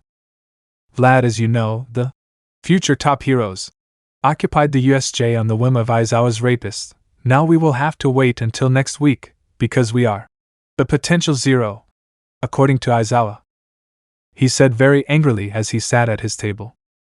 Suddenly the loud voice came on and said the following. Loud voice, I am Nizu. The USJ is being attacked by villains. We request reinforcements and medics. Since there are wounded with fatal injuries, we request the help of all available teachers. I repeat, we request the help of all available teachers. Vlad, shit. Izuku, mind, and Nemuri. He quickly got up from his table and broke the wall of his class with a single punch. That action alarmed Kendo, and thought he was going to do something very stupid. Kendo, Izuku, come here right now. I don't know what you're planning to do, but it's dangerous. Izuku didn't listen and lit his legs on fire. Kendo was going to stop him with his quirk, but Izuku tied his arms with his vines. Kendo, what are you doing, Ibara? He's going to escape, and why is no one doing anything? Ibara, look at his eyes and you will understand, he said seriously. Kendo looked into Izuku's eyes, and noticed that his eyes reflected anger, concern, but most of all, the desire to protect someone. At that moment Kendo understood, and stopped pushing against Ibara's vines. She saw how Deku left with a strong jump that made the entire UA tremble. 30 minutes before at the USJ. We can see how the students of Class 1A look at the USJ with surprise. It's incredible, worthy of a hero school as prestigious as UA, right, Jiro? Jiro, yes, it's amazing, Momo. Wow, this place is huge, isn't it, Denki? Denki, yes, Kirishima. What do you think, Mineta? He saw how Mineta had a strong blush while squeezing the air with his hands. Denki, well, it's obvious what he's thinking. Aizawa, okay, line up and come in, he said lazily and tiredly as he walked in with the 13th heroine who had already given her speech. Everyone present walked in, and they could see that she was even bigger than they imagined. Midnight, surprised? Everyone at Midnight's question. Midnight, okay, now. I didn't finish speaking as the lights began to flicker, and then a portal appeared where hundreds of villains would come out, and 3 in particular that looked very bad. Midnight, stay behind us, 13 calls the other heroes. He said seriously as he stood in front of his students along with Aizawa. 13, I try, but something interferes with the signal. She tried to communicate through cell phones, radios, and everything she had, but it was in vain. Kurogiri, separate the brats. If we kill them, All Might will probably come, but I don't plan on getting my hands dirty for some shitty kids. Kurogiri, okay. He teleported in front of the students, and before a teacher could say anything, Kurogiri spoke. Kurogiri, we are the League of Villains, and we have come to kill All Might, and if he doesn't show up, we will kill his students. Kurogiri teleported Class 1A to different areas of the USJ where there were many villains. Midnight, Aizawa. Aizawa, I know. He tried to deactivate Kurogiri's quirk, but it was apparently a mutation type, so he couldn't do anything. Midnight, shit. 13, I'll take care of it. She began to suck Kurogiri with her gift. He simply created a portal that took her to the top of the USJ. Midnight ran and caught 13, who almost died. Midnight, mind, I don't think physical attacks will affect him. We need air pressure like All Might's punches to disperse or defeat him. But 13 can't do anything since she would be easily repelled. And his quirk is a mutation type, so Aizawa won't be able to do anything. She thought seriously. When she was Nomuri Kayama, she was very calm and distracted. But when she was Midnight, she was more analytical and serious, although not always. 20 minutes later. And so 20 minutes passed, where the students fought to survive, and Lita was sent to ask for reinforcements. On the other hand, Shigaraki had already grown tired of waiting, so he gave the order for the Nomu to kill the teachers. Right now we find the Nomu in front of Aizawa and Midnight. Aizawa ready? Midnight, more or less. The Nomu went at a speed of Reaper towards them and slammed Aizawa to the ground with a single blow. Then he grabbed him by the hair and threw him towards some columns as if he were a rag doll. Midnight, it was faster than I thought. She took out a whip and began to run around the Nomu, while dodging with difficulty the tastes of air that the Nomu threw. She began to think seriously about the situation she was in. Midnight, mind, my chances of winning are 0. I just have to kill time for the other heroes to arrive. I have no way to win. My quirk would be repelled by the air pressure of one of his blows, or I simply wouldn't be able to inhale it due to his constant movement. Possibly his brain is his weak point. What worries me is that he doesn't have enough strength to damage it. She ran towards the Nomu and whipped the Nomu in its brain. The Nomu simply grabbed the whip and snapped it in one fell swoop. She then threw a right hook that Midnight almost received, but managed to dodge it with difficulty. Midnight, mind, that blow was capable of killing me. Shigaraki, Nomu, stop playing and torture her. We need as many victims as possible for All Might to come, he said while scratching his neck lightly. The Nomu listened, and grabbed Midnight's leg at a speed that no one could see, then slammed her against the floor many times. Midnight, ahhh. She screamed in pain, but the Nomu didn't stop there. He grabbed Midnight's shoulder and twisted it, dislocating it, then threw her into the air and let her fall, making her scream as she rolled on the floor in pain.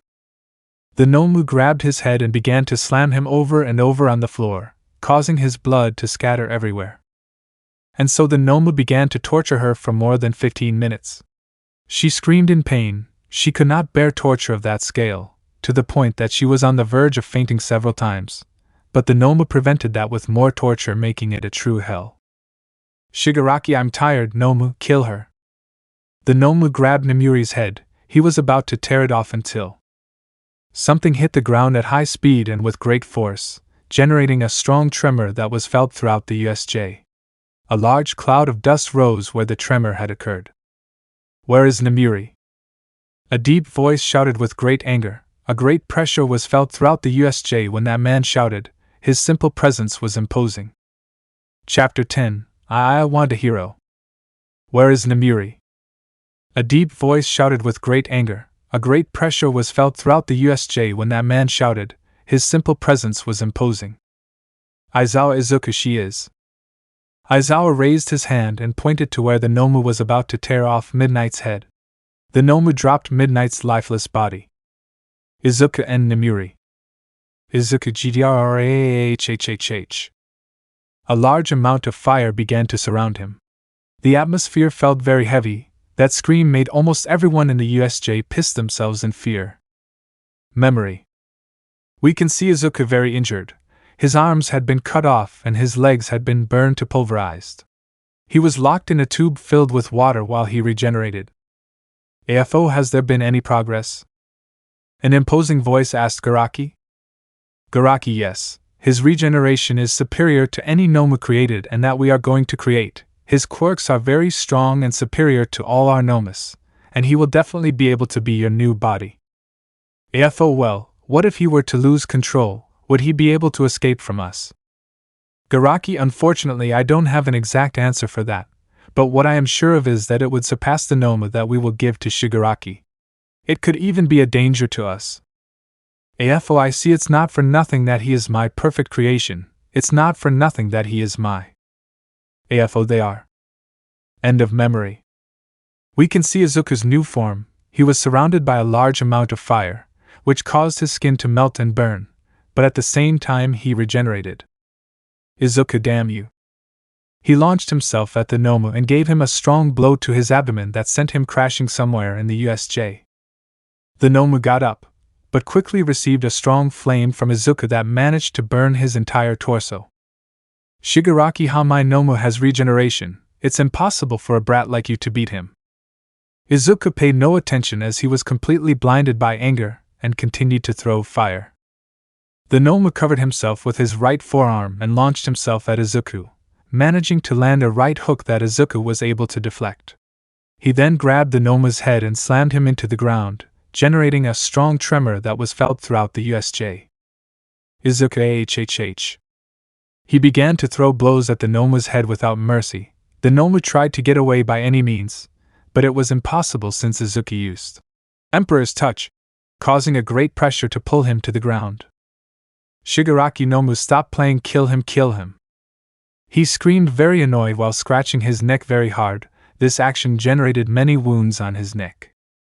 The Nomu grabbed one of Izuku's arms, then tried to dislocate it. The Nomu exerted force, but no matter how much force he exerted on Izuku's arm, he couldn't hurt him. Izuku bit the Nomu's arm and ripped it off with one pull. Shigaraki, Kurogyri, why the buck is my Nomu losing? Kurogyri, unfortunately that boy seems to be at the level of All Might, no, even surpassing him. He said seriously as he watched the Nomu being slaughtered. Kurogyri, mind, where did that boy come from?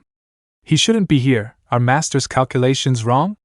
Impossible, All Might isn't here and instead of him there's that brat. Shigaraki, do something, Kurogyri. He shouted, very angry while scratching his neck hard.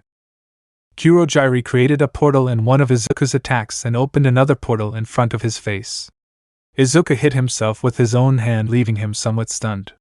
The Nomu took advantage of that and launched a strong blow to Izuku's abdomen that sent him crashing into one of the USJ's fake mountains.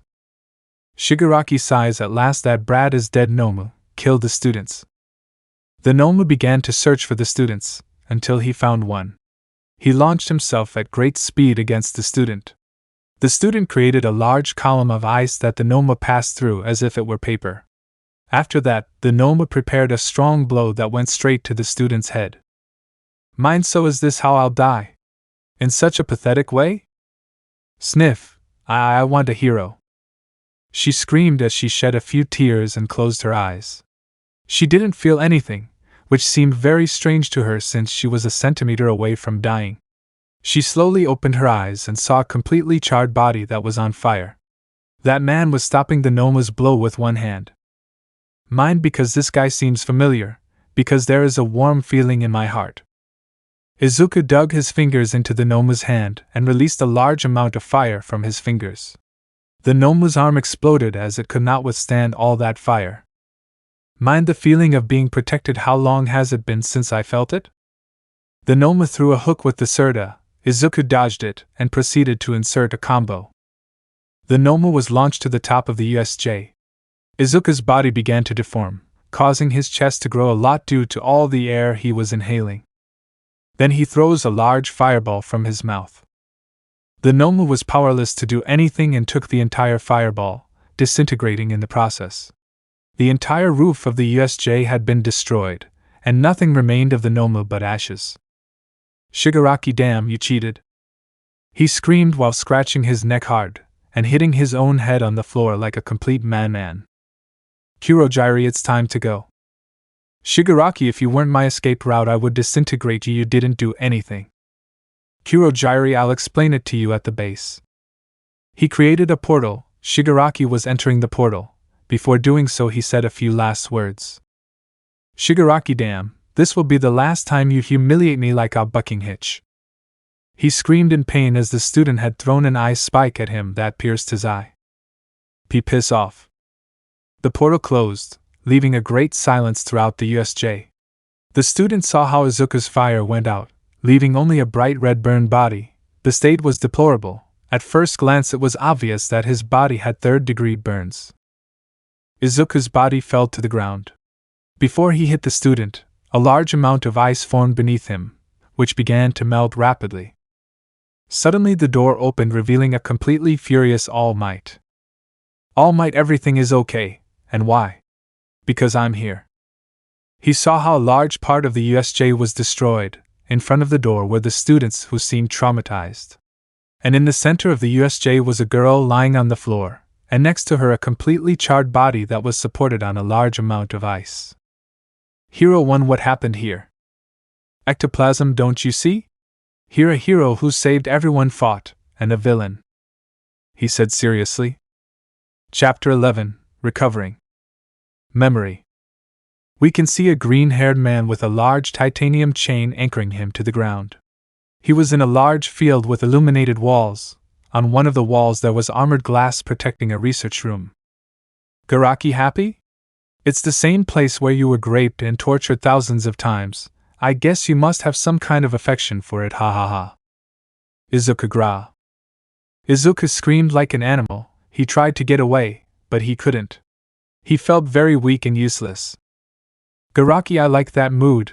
As you know, when your body was basically boiled like a chicken, it was for a purpose beyond torture, personal satisfaction, etc., etc. The truth is, it was to eliminate your nerves and make you unable to feel pain. Izuku. Garaki, but unfortunately that doesn't work with your organs, brain, etc. So we'll have to give you pain resistance. And there's nothing better for that than RE32 prototypes. Wham! Several Nomus fell hard around Izuku, generating a lot of dust. When it dissipated, some Nomus with wings could be seen. They were very ugly and disgusting. Note, imagine that it has a beak like a chicken's, and with deformed and yellow teeth. Garaki, have fun, he said while smiling macabrely. The Nomus began to open Izuku's belly and eat his intestines and more. He screamed in pain while convulsing in a large pool of blood. And so it went on for days, weeks, months. He didn't know why he was tortured so much, why he was experimented on so much. He didn't know what purpose he had in life. The only thing he did know was that he would kill those two guys no matter what. End of memory. We can see Nizu, recovery gear, and you around a capsule that had a green liquid. Inside that capsule was a completely burned body and almost bright red. Recovery gear, the regenerative liquid will only be a small help, since Izuku has a much more powerful regeneration. Nizu, I see. You, how long will it take him to recover? Will I be able to continue studying? Have they arrested those bastards from USJ yet? He asked in an agitated manner. Nizu, calm down, Mont Lady. The villains are being arrested right now. He'll be fine in about 2 days. You, why so long? Wasn't his regeneration very powerful? Recovery gear, his regeneration is very powerful, but the injuries he suffered during the fight are beyond anything I've ever seen. Not only is his skin and flesh burned, but several of his organs have exploded and disintegrated. You don't say more, and Namuri? Nizu, she's in the next room. With the regenerative machine she'll be relatively fine by tomorrow, although she'll have to leave her hero work for at least a month. Suddenly, the door swung open, drawing the attention of those present. Tetsu Izubro. You shut your mouth, you bucking brat, don't you see that he needs to rest? She said, annoyed as a vein stood out on her forehead. Tetsu curled into a fetal position in a corner as Ivara and Kendo entered. Kendo, oops, what happened to you? Nizu, not much, just that Mont Lady scolded him a little. Ibra walked to where the tube Izuku was, and knelt in front of it. You hey. What are you doing? Get out of the way. Ibra turned around quickly with a serious and somewhat frightening look.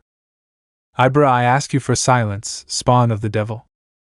After those words he returned to normal and closed his eyes while praying for Izuku. You, how dare you?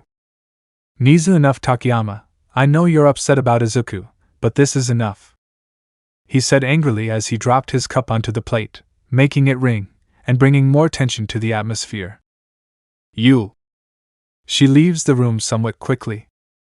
Kendo, what a character. Tetsuai confirmed. He said, smiling like new. Nizu, I suppose you came so I could tell you what Izuku's situation is like, right? Everyone nods, even Ibara, who had just finished praying. After Nizu explained to them about how Izuku was, everyone went to their class. The next day, we can see Nomuri lying on a stretcher. She had bandages on her feet, hands, chest, and half of her face. Recovery girl, you need to rest, you're not completely well yet. Nomuri and Izuku? Recovery girl, let's say he's a little hurt. Nomuri, what happened to him? She tried to get up, but quickly received a light blow to the head from recovery gear. Recovery girl, rest and don't do anything stupid, it's in the next room, he said as he left the infirmary. Nomuri began to walk, leaning on the walls. It was very difficult for her to walk because of the beatings from the Nomu, but she would do anything to see her beloved. She slowly opened the door to Izuku's room. When she opened it completely, she fell silent, as she was leaning against the door. Nomuri, how stupid, I love. She raised her head and saw Izuku's body completely scarred and hidden. His face was somewhat deformed and the skin on his chest was stretched. Nomuri, ahhhhh. Nomuri screamed when she saw Izuku in that state. She couldn't stand it. Who the hell had done that to him? Several nurses came in at the scream. When they saw Nomuri, they had to inject her with a tranquilizer. 2 hours later, we can see Nomuri tied on a stretcher. Recovery girl and Nizu were next to her with a serious look. Nomuri, why is Izuku like this? Nizu, he fought to save everyone and he was seriously injured, but don't worry, because by tomorrow he will be relatively well and you will be able to see him normally. Nomuri, oh thank God. She said, much calmer at Nizu's response. In Class 1A. 3, who was the one who saved us? 2, I have no idea. I only know that he is at the UA as a student. I know who it is. A girl with two-tone hair said seriously. 4, do you really know? A red-haired girl said very excitedly. Yes, he saved me twice, once in the entrance exam, and the other yesterday. I don't know him well, but I can say with certainty that his strength is comparable to that of All Might. Kirishima, is Shuka really that strong? Shuka, yes, don't be overconfident, so call me by my last name, he said seriously while looking at him coldly. Kirishima, oh okay, he. Mina, what is he like? Is he handsome? Please answer me, Todoroki. Shuka, if he is handsome, I think, oh well, I don't really know what is considered handsome, but I think he is. Jiro, Momo, what kind of boy do you consider handsome? Momo, I have never been asked this, but I think I like attentive, intelligent boys who know the pi theorem. Momo did not finish speaking because she was interrupted. Jiro, physically. Momo, you should have started there. I like those who are tall, muscular, but not exaggeratedly. The quirk doesn't matter much to me and… Jiro, yeah, I got it. On the other hand, there were men who were discussing various things, until a specific topic was touched upon. Denki, how strong will the USJ boy who defeated the chicken on steroids be? Mineta, well, in one of the conversations of the villain of the hands, he said something about the Nomu being as strong as All Might, and that it was made to kill him. Siro, wow, then that teenager must be as strong as All Might. Bakugo, shut your mouth, there's no one stronger than All Might, and only I can be stronger than him. Angry shout causing his companion's ears to almost explode. Sato, lower your voice, Bakugo. He said something annoyed while covering his ears. Bakugo, shut up, who the buck do you think you are to talk to me like that, huh? I'm the next symbol of peace. Aizawa, Bakugo. he said very seriously while using his quirk. That action intimidated Bakugo quite a bit, who only limited himself to growing and sitting down. Aizawa, I have news for you, pay attention. Everyone sat down with impressive speed. Aizawa stopped using his quirk and started talking. Aizawa, the sports festival is coming up, you'll have a week to prepare. Without further ado, go, I want to sleep. He said vaguely as he put it away in his yellow bag. All the students packed their things and went home. In Russia, we can see All for One in an underground laboratory. He was tied to several machines that were carried by two small Nomus. Scientists, the humans we have locked up, have been subjects of experiments. There are some who have 2 quirks, and their quirks are top level. AFO, I see you have good merchandise. Scientist indeed, if you want them you will have to pay XXXXXXX. AFO, I have a better idea, he said while smiling in a macabre way. All for One walks up to the scientist, then grabs his head and lifts him into the air. AFO, bye-bye. The scientist's head exploded. Several assistants rang the emergency alarm, causing several guards to surround him. AFO, what do I see here? A big rat's nest. Let's check its quality. With a single movement of his hand, the heads of the guards were cut off. AFO, too bad, they were of low quality.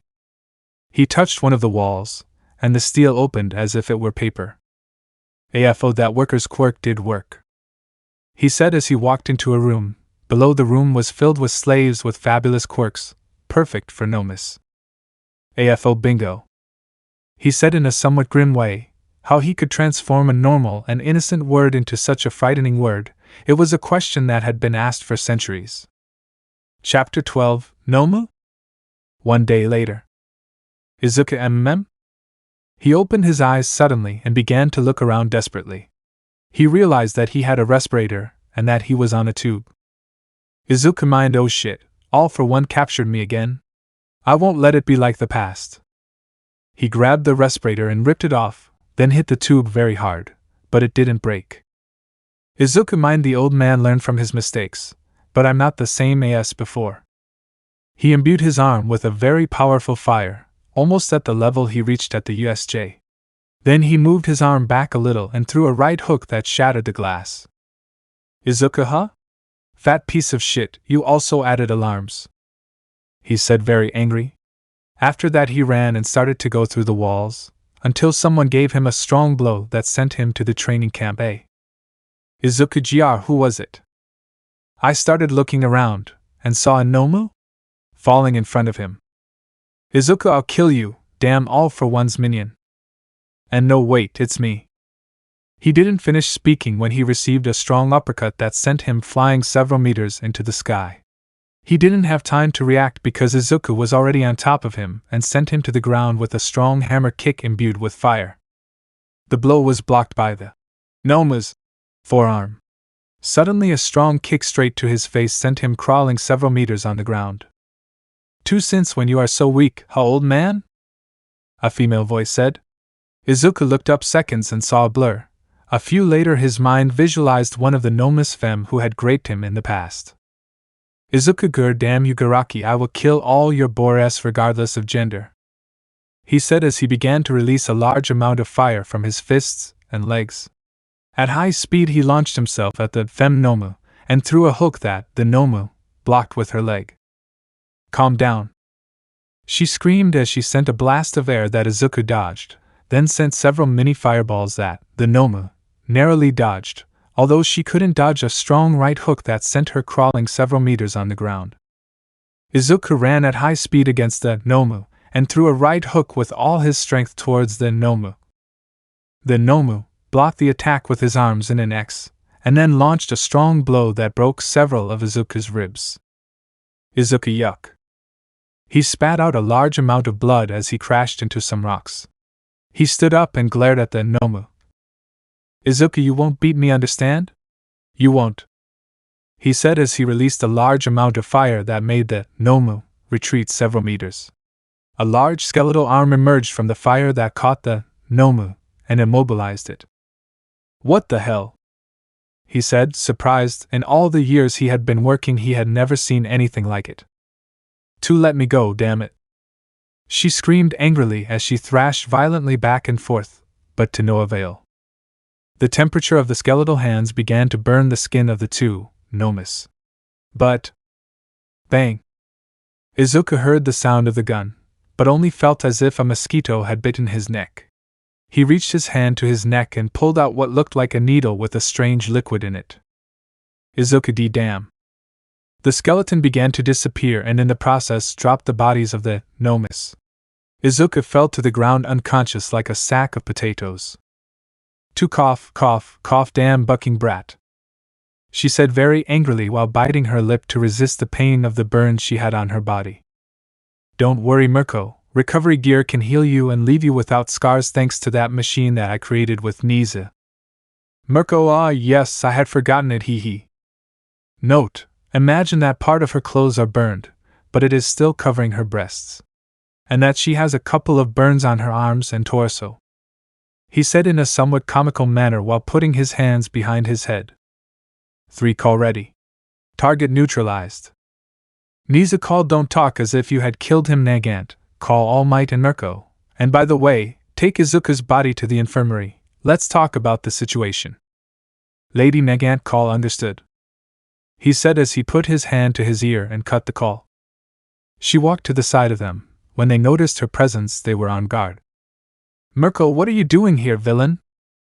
All Might, how did you escape from Tartarus? They said almost in unison as they looked at her seriously. Lady Nagant, I made a little deal with the director. He is now waiting for us in his office. We should go. Mirko, okay, but I won't take my eyes off you, the slightest suspicious thing you do, and I'll send you to Tartarus as it should be. Lady Nagant, whatever you want, Mirko, grab Izuku's body and send him to the infirmary. Recovery girl, it will not be necessary, he said as he appeared out of nowhere alongside 2 robots carrying a stretcher. Recovery girl, you guys go, I'll take care of the boy. The 3 agreed and left. 5 minutes later. We can see Mirko, All Might, and Lady Nagant in front of Niza. Niza, okay, report. All Might, Izuku went crazy and started attacking us.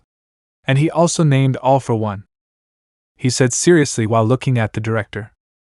Niza, okay, report Mirko. Mirko, he was strong, he had good kicks, and he has a good right hand. Niza sighs, okay, Nagant, report. Lady Nagant, the student named All for One, and he named them as minions and boars. So it is possible that he believed that they were Nomus. Mirko, you were watching the fight and did nothing? She shouted angrily as she walked menacingly towards Nagant, though she was stopped by All Might. Lady Nagant, I just looked for the perfect moment to neutralize him. It's nothing out of this world. Of course it wouldn't be if you knew how to work like a professional. Mirko, damn it. Niza, enough, calm down Mirko, and Nagant, stop provoking her. Lady Nagant understood. Niza sighs, I also wanted to tell you that Lady Nagant will be the new strategy teacher for Class 1B. Mirko, you didn't want to make me a physical education teacher, did you want to make this hit yours now? Niza, I don't want you to kill my students, now leave because I have work to do. 5 hours later. Izuku, where Garaki of shit, where are you? He screamed as he quickly stood up, but saw Recovery Girl. Izuku, what are you doing here? It's dangerous. Recovery Girl, dangerous? We're at UA, they told me I had to tell you about your classes. There's a week of training starting today, where they'll train for the sports festival. So I recommend you stop fighting and start resting. Izuku, but the Nomus, the shot. Recovery Girl, they never existed, they were just All Might, Mirko, and the shot was from Nagant. Now go home, Namiri must be very worried. Izuku, oh shit, he said as he broke the window and jumped out. Recovery Girl sighs, teenagers of today, she said somewhat stressed as she sat down. 5 minutes later.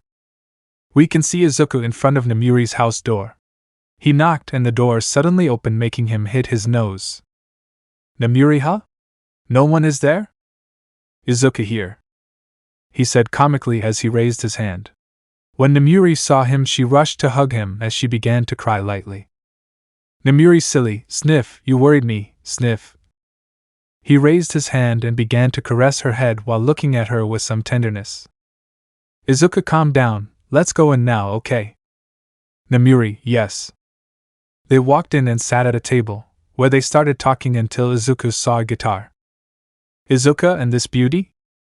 He said while carrying the guitar that he had only seen on television.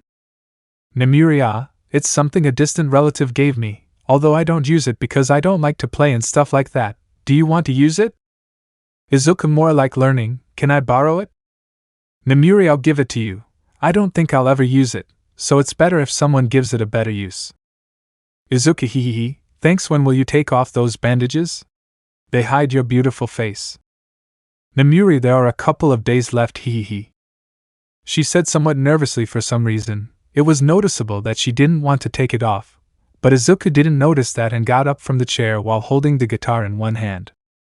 Izuku, okay Nemuri, I'm going to my room, he said as he approached her and gave her a kiss on his lips. Then he went to his room with his new guitar. Nemuri. She touched the part of her face where it was bandaged, and made a disgusted face as she looked down. Nemuri TSK. Chapter 13, Be Proud to Know Me. We can see Izuku sitting on his bed practicing with the guitar that Nemuri had given him.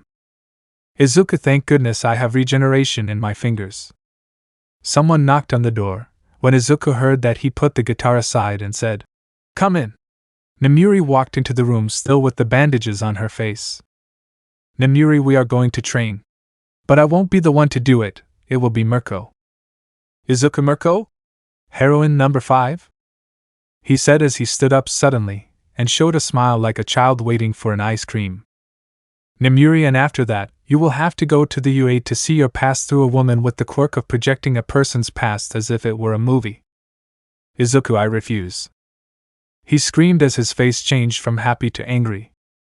Nemuri, unfortunately you can't do it. The Public Safety Commission of Heroes is after you, and they demand that.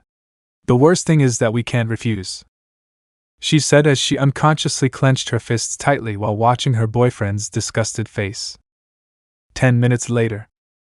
We can see Izuku getting out of a car that he loved. Note, don't report me Chevrolet, I'm still young and ugly. Izuku, the Chevrolet Tracker Midnight is amazing. Nemuri, right? He said as he got out of the car and locked the door. Izuku, yeah, where is the rabbit heroine, top 5 Mirko, supposed to live? Nemuri sighs, I forgot it was you, an extreme green fanatic, he said with a comical drop of sweat while watching Izuku keeping a Mirko action figure, which when you pressed a button on his leg he would say phrases like, Eat shit villain. There is no bucking more bucking than a villain. Give me your money you bucking villain. Among other phrases. Nemuri, there was no need to bring your little backpack that says, Vertizito Falador, and there was no need to put all your top action figures in there either. Izuku, Vlad gave me the backpack. I also have your premium action figure imported from the United States, he said while taking out a midnight action doll that when you pressed the belt it said phrases like, Divine punishment, yes, yesterday I went to church, hee. Damn the one who falls asleep. Circle, circle, triangle, triangle, turn to the left, full turn to the left, the one who understood, understood. Nemuri, you even have my figure tonight, I'll give you a prize, but now we're going to her house. Izuku, okay, what is your house? Nemuri sighs that. He said while pointing to a building where there are many apartments, typical in Japan and South Korea. Izuku, isn't it too little for a heroine like Mirko? Nemuri, I guess, but he likes that life, now he walks. 2 minutes later. We can see Nemuri in front of a door, and next to her was Izuku who had his backpack on his back. Ding dong. When she rang the bell she heard, Who the buck is it? Nemuri, I. The door opened, revealing Mirko who had a little blood on his face, and was still dressed in his hero costume. Mirko, who dares to bother the great Mirko? Ah, it's you, Nemuri, come in, and you're accompanied by the bucking brat who spent 2 hours with the old lady. I shouted angrily while pointing at him. Izuku, mind, do I know her? Nemuri, calm down and let's go in. 3 Doritos sighed. We can see Nemuri sitting, and next to her was Izuku. In front of her was Mirko who had her arms crossed. Mirko, I refused to train him. Namuri 2 tons of carrots spread over a year. Mirko Namuri 10 tons of carrot. Mirko na. Namuri 100 carrots. Mirko mind 100 is much more than 10. According to my incredibly gifted intelligence, I must choose this offer. Mirko done, he said as he shook hands with Namuri. Namuri fine, I'm leaving. She stood up and walked to the door, being seen by Izuku, who watched as I shook my butt. Namuri mind a little incentive. She left Mirko's house, leaving a great silence. Mirko, and what do you like to do? Izuku training, watching SpongeBob, practicing guitar, listening to rock, seeing Namuri, talking to Namuri, touching Namuri, having hex. I don't finish speaking because Mirko spoke first. Mirko, okay, I understand, get your things ready because we are going to train, he said as he stood up and walked into his room to change. Izuku, let's see what I brought. He put his backpack on his legs and opened it. It sounds weird writing this XD. Izuku action figures, Dante Gebel's book. Destined for success. A Namuri bra, what the hell is that doing here? My Monster House cup, and a bottle with All Might's picture on it messes. 30 minutes later. We can see Izuku and Mirko training on the beach. Mirko was wearing some pretty striking gym clothes. Man who passed by, man who was left with his jaw on the floor and a small bulge in his pants. On the other hand, there was Izuku, who had a rather tight black t-shirt that he had been wearing for 2 days, but he put on deodorant so he went unnoticed. Every woman who passed by was a woman who saw the big bulge in Izuku's pants. A woman who passed by was a woman who looked lustfully at Izuku. Mirko, honestly, you look very mature, but if they met you, they would see a damn child. Izuku, sure, that's part of my image, I have to maintain it. Mirko, well, I still wonder who was the idiot who exploded the trash and left this beach even dirtier, she said, somewhat annoyed while drinking some water. Izuku, I want to do a little experiment, are you in? Mirko, okay. Izuku, bring me heavy things like refrigerators, I will touch them and use my quirk to lift them into the sky. Mirko, Pao, what? Izuku, you just do it. She brought him several heavy objects. Izuku used his quirk and put them on top of a large amount of trash. Then he started to knock heavy things on the floor, making a large circle of scrap. Mirko, and now what? Izuku, now this. Mother. He began to put his hands together, causing the trash to start to gather together, dragging more trash with it. All the trash began to compact and become a ball of trash approximately 4 meters high.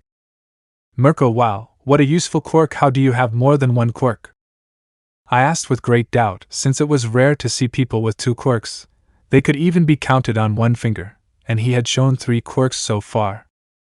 Izuku, someday I'll tell you, now let's finish cleaning the beach, okay? Mirko, okay, I'll carry that ball of trash, and I'll put it over there so some garbage man can take it away. Izuku, I don't think they'll take it that easily, but I'm sure they'll do something about it. Mirko, yes. 5 hours later. Izuku, ready. Mirko, just wow, this beach hasn't been like this in years, she said in surprise as she contemplated the beauty of the beach. Mirko, a practice match to debut it? Izuku, done. Mirko ran and threw a strong kick that Izuku dodged, then tried to counterattack with a kick that Mirko blocked with his leg. Mirko, are you trying to beat me at my game? Izuku, nah. She jumped and turned her body to kick with the other leg that Mirko tried to block with his forearm, but the force was so great that he sent her crawling a couple of meters. Mirko, taking advantage of my weakness, huh? Izuku, I call it intelligence, he shouted with excitement as he ran towards her, jumping at great speed and height, then launching a strong kick that Mirko blocked with another kick with ease. Note, Izuku is the one on the right, and Mirko is the one on the left. Mirko, you should use your quirks, don't you think? She applied more force to her leg, causing Izuku to lose stability. She took advantage of that and launched a strong kick to his ribs. Crack. Izuku, yuck. He vomited a lot of blood while touching the part where he was hit. Izuku, I'm not going to rely so much on my quirks, otherwise I'd be a simple idiot with power. Mirko, I like that way of thinking. Izuku / Mirko, let's dance until dawn. They shouted with excitement as they ran towards each other. The two began an exchange of kicks. Their mastery in that style was tremendous, and more so Mirko, who was completely in control. Mirko, that's all you can do? Izuku, no, but thanks for asking.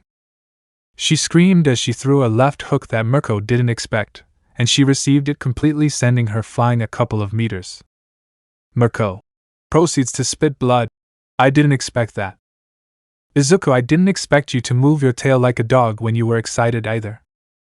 He said with some grace as he watched Mirko's tail curl quickly. She frowned as she looked at him angrily. Mirko, get ready to spend a whole damn day with the old lady. She launched herself at a great speed that he could barely see, and launched a strong kick that Izuku blocked with his forearm, but crack! The forearm bone broke and the muscle was torn, and Izuku's body was dragged a couple of meters. Izuku, not bad, not bad, he said as he used his regeneration to return his arm to normal. Mirko, mind, during the fight I realized that he doesn't feel pain. He's a first-class punching bag, he thought while smiling madly.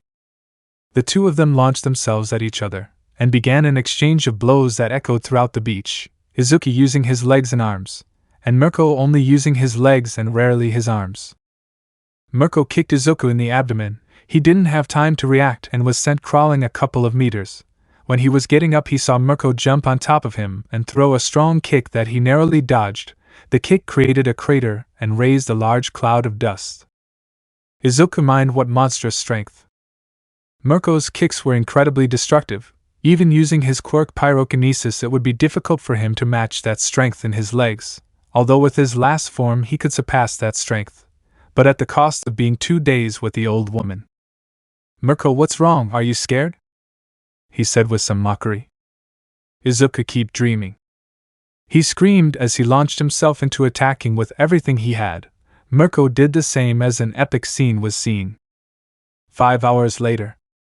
We can see Izuku lying on the ground and next to him Mirko, who was in the same position. The two looked at each other and began to laugh.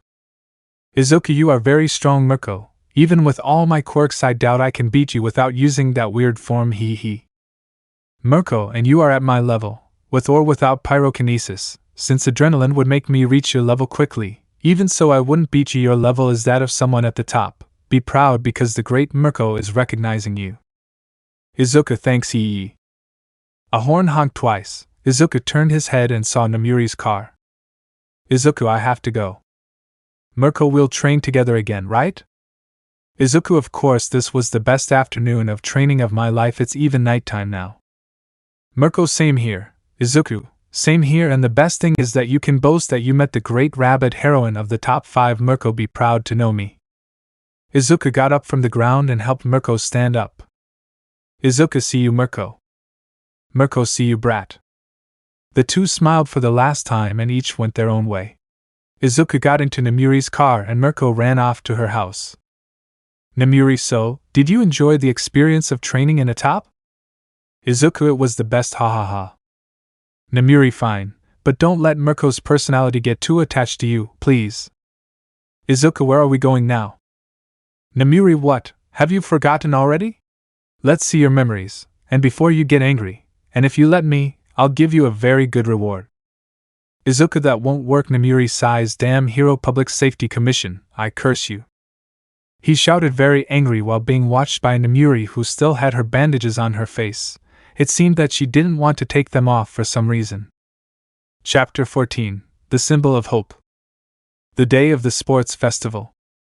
We can see almost all of Class 1B and all of Class 1A in the same room. There was a tension in the atmosphere that you could cut with scissors. Kirishima, let's calm down, okay? It's not like it's a war. Setsuna, same here, it's just a damn competition, cheer up.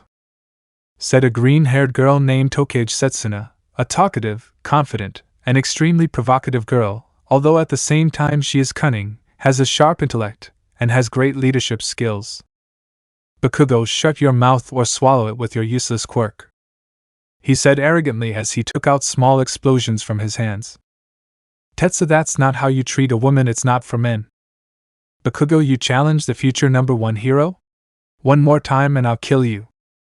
Monoma, aha, one of the students from the overrated Class 1A just threatened someone from another class. It's all recorded. Prepare for your expulsion, you damn Muslim, ha ha ha. Said the student of Class 1B known as Nito Monoma. He is shown to be calm, collected, and intelligent. Among the students of Class 1B, he is the most fervent in wanting to bring down the popularity of what he considers to be the overrated Class 1A. He can also be unpleasant, sarcastic, and foul-mouthed when he is around the rival class. It seems like he is jealous of Class 1A's popularity, but then again, we've all been jealous of something or someone at least once in our lives, right? Kanoko, let's calm down, okay? A brown-haired girl with a slim build said, her bangs hiding both of her eyes. She seemed to be shy and insecure, but she could name all the mushrooms you could imagine. That's quite an achievement, right? Note: imagine that everyone has their hero costume, because yes, in this Niza fanfic I do let them use their hero costumes. I also clarify that Kanoko is wearing her mushroom-inspired hero costume. Kendo, you heard Monoma. Monoma, but we have on our hands a possible suspension for one of the students of Class 1A. How do you think I'll stop? Monoma, where do I sit? He said, changing his attitude completely. Momo, excuse my partner's attitude. Sometimes he can be a bit explosive. Said a student from Class 1A named Yayorozu Momo. She is a tall teenager with a mature physique. She has long black hair, usually tied in a spiky ponytail with a large lock hanging down on the right side of her face. Her eyes are large but sharp, dark in color and paired with short eyebrows and a determined expression. Momo is prudent and determined. Not for nothing is she the class representative alongside her classmate Lita. Mina, ha ha ha, did you understand? Kendo, yes, haha. Kendo, mind, how do I tell you that it was the worst joke I have ever heard in my entire life. Ibra, your joke was very bad, but don't worry, because with the power of Christ the King, even you could make good jokes, of course thanks to a miracle. Kendo, mind, what have you done, Ibra? Now Class 1A will despise us. Jiro, I once played in a church. He said as he walked until he was in front of Ibra, and began to talk in a friendly manner to calm the atmosphere. Ibra, really? Well, I congratulate you, you are on your way to eternal life. He said with his eyes closed. Did he ever open his eyes? It was a mystery. And so, Class 1A and 1B began to socialize with each other, leaving much of the rivalry behind, except for a few students like Bakugo, Shuka, Monoma, Kurwaro, among others. In a dark room, we can see Nizu, Namuri, Vlad, and Aizawa talking to each other. Until Namuri touched on a topic. Namuri and the woman managed to see Izuku's memories? They didn't let me in, so I don't know anything. Aizawa let Nizu tell them. He said with a strange seriousness. Vlad, what happened? Nizu sighs, I'll tell you. Memory of Nizu. We can see Izuku in a dark room and next to him a woman.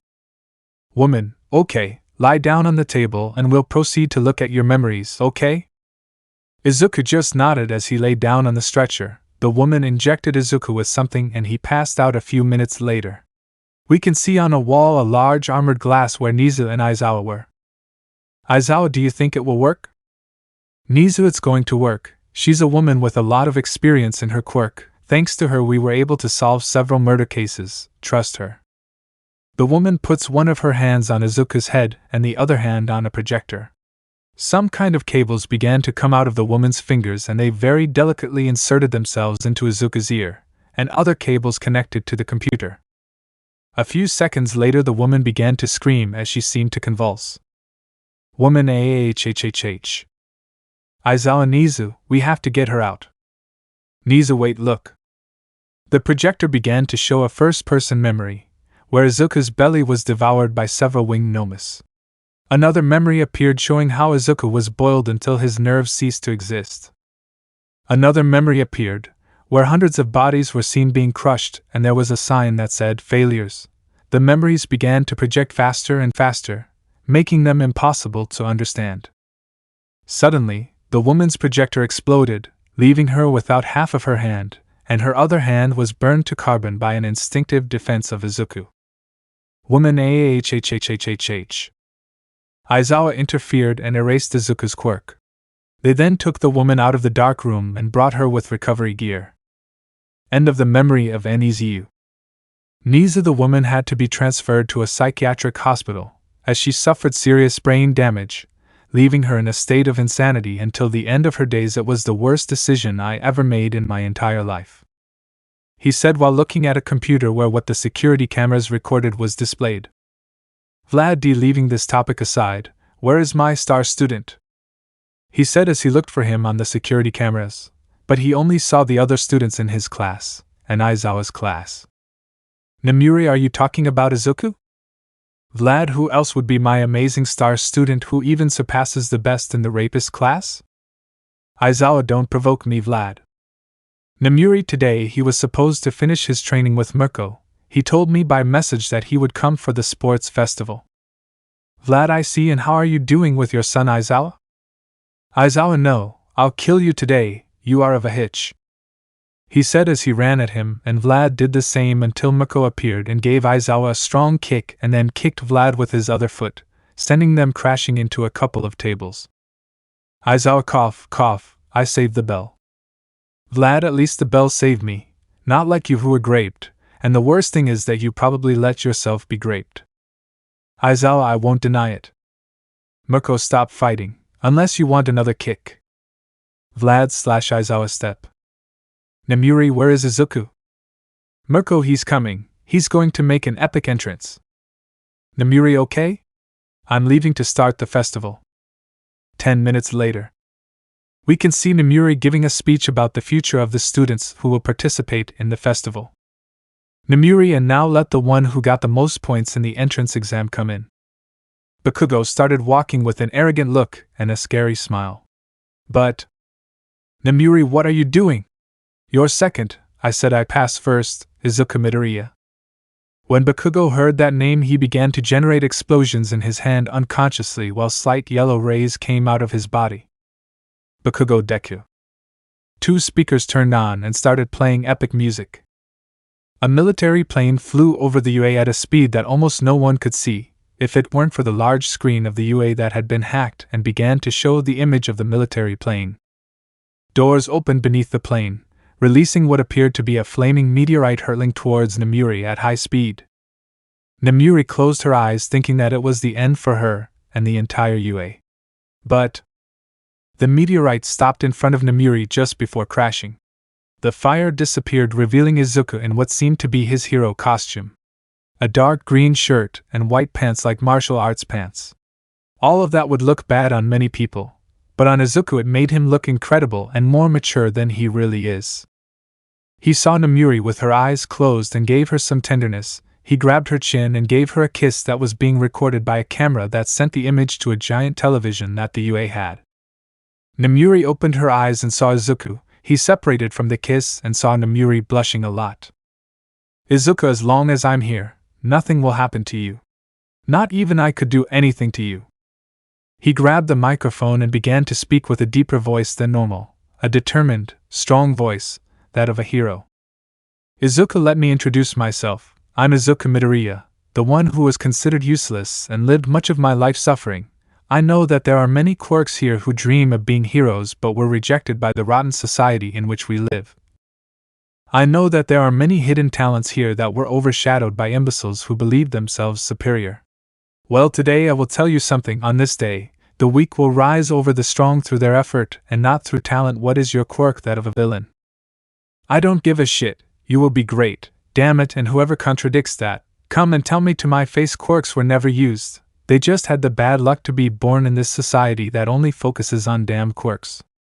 Several people started crying as they looked at Izuku with admiration. Izuku, what did they tell you, that you can't be a hero? Lies. We can all be heroes. That you lived a shitty life? That your parents are dead? That you saw your mother die? That you suffered a betrayal by your best friend? That you lived your whole life suffering for being something that society doesn't accept? Well, I don't give a shit. That's no excuse to put your dreams aside for a simple label. Why do I say this? Because I lived it in the flesh. Nothing is an excuse. Don't let the stupid people who were born from this society consume you with their words, abuse, or whatever shit they throw at you. Do you know why? Listen to me, weaklings, quirks, outcasts, villains. Today, at this sports festival, we will rise, and we will not stop until we are legends. Why? Because it's our turn to make history. Everyone, absolutely everyone, stood up and began to applaud at such a speech. Many were crying, many were kneeling as they cried with happiness. They had never been told those words. The words they always wanted to hear had been told to them by a stranger they had never met, but from that day on he would be their idol, their own symbol. The symbol for the weak. From today on, Izuku would be the symbol that protects the weak, from the quirks, the symbol of hope. The one who carries the strength and resilience that have been marginalized and underestimated by those idiots who believe themselves to be superior. In the stands you could see a woman covered in scars.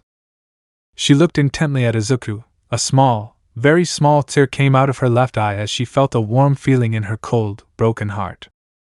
So Izuku Midoriya, huh? Thanks. She disappeared at a speed that no one could see, detect, or at least feel a slight current of air. People couldn't stop clapping, whistling, and shouting with joy. Even several heroes had to calm people down so they would stop doing that. Even more so when they remembered that Izuku had kissed Nomuri moments before his speech. Nomuri, okay, the first thing you're going to do is... She spun a wheel with a lot of options. After a few seconds the wheel stopped, and she said, Nomuri Advanced Obstacle Course. Many will wonder what this is. Well, it is a variation of the normal obstacle course. This variation is the most difficult, dangerous, and possibly deadly. Many murmurs were heard from the part where the classes were. While that was happening, Izuku was walking to where his class was. But... Bakugo Deku, I will kill you! He screamed in a psychotic way while going towards Izuku at a high speed thanks to his explosions.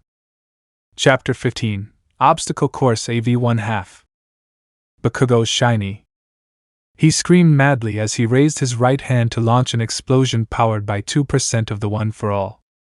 Bakugo, mine die in my hands. Izuku smiled as he easily dodged the blast, then delivered a strong blow with his knee to Bakugo's ribs. Crack! Bakugo's ribs cracked in the silence. He spat out a large amount of blood as he fell to his knees. Bakugo coughed, damn it. He stood up and ran with the maximum of the One for All he could use, 3%. Suddenly he felt weaker and slower as he stopped expelling rays. Bakugo, mind Aizawa, damn. Bakugo, damn you all. He shouted as he propelled himself with his explosions towards his ex-friend. He saw how Izuku put his hands in his pocket while looking at him with superiority. Bakugo, mind you dare to underestimate me? Bakugo Jirei. Something fell from the sky at high speed, crashing into Bakugo's body, thus generating a large cloud of dust. When the dust cleared, All Might could be seen stepping on Bakugo's column. All Might had a look of sadness and disappointment as he looked at his disciple. All Might, sorry for the inconvenience, I'll take it, and I hope it doesn't bother you anymore. He carried Bakugo like a sack of potatoes. He was unconscious and with a lot of blood coming out of his mouth, not from All Might's blow, but from Izuku's. 10 minutes later. After the incident with Bakugo, things went as normal, and the students of Class 1A, 1B, and some general courses, and a pink-haired girl from the support course. Midnight ready? Go! They all went out with everything they had, pushing themselves with their quirks, increasing their speed with their quirk butt. Shuka, feel my heart. She raised her foot slightly and stomped hard. A large amount of ice began to expand, reaching almost everyone, except for some who were already far ahead. She felt the look and then turned to see Izuku. Shuka, what do you see in me? He said seriously as he looked at him. Izuku, nothing, I just admire your beauty. She said in a somewhat flirtatious voice, but without going overboard. Shuka, what are you trying to do? It won't work on me. Izuku, I see something familiar in your eyes. Suffering? Hatred? Remorse? Revenge? Shuka, shut up. Izuku, let's make a bet, shall we? He smiled with great joy as he raised a finger. Shuka, tell me. I speak Shuka very seriously and simply at the same time. Izuku, if I win this festival, we'll go on a date. I hope you don't kill me, Nomuri. Shuka, why should I accept? Izuku knows well I have a festival to win. He ran out while breaking several pieces of ice. thus freeing many people. As soon as he left the tunnel, people began to shout his name, the name of the great Izuku Midoriya, of the beginning of the greatest symbol. Izuku. Izuku. Izuku. Izuku. Izuku. It was heard throughout the area, even the streets echoed with the screams of the people. Izuku saw that and decided to put on a show. Izuku, let's try my new level. He saw a large group of robots, so he decided to use his new technique. Izuku 9 Infernal Columns. He hit the ground very hard, shaking it, and 9 large pillars of fire destroyed a large part of the robots, although of course, he avoided the students so as not to kill them. Izuku's Solar Wings. 3 wings per side came out of Izuku's back, making 6 wings in total. He began to fly over the robots at high speed.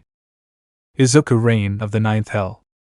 He opened his hands in the air, and a large amount of fire bullets began to shoot out like rain, destroying many robots in their path. Meanwhile, the students watched as Izuku flew past them all, quickly overtaking them all. Of course, he avoided harming his classmates. Momo, how unattainable. Shuka, even with all the power of my ice I could reach him. He thought seriously as he watched a torrent of fire pass through the sky. Let me know in the comments below if you guys want the next part. Also check out my other video that has been shown and left. Thank you for watching. If you enjoyed this video, please like and share this video. And have a fantastic day. Bye.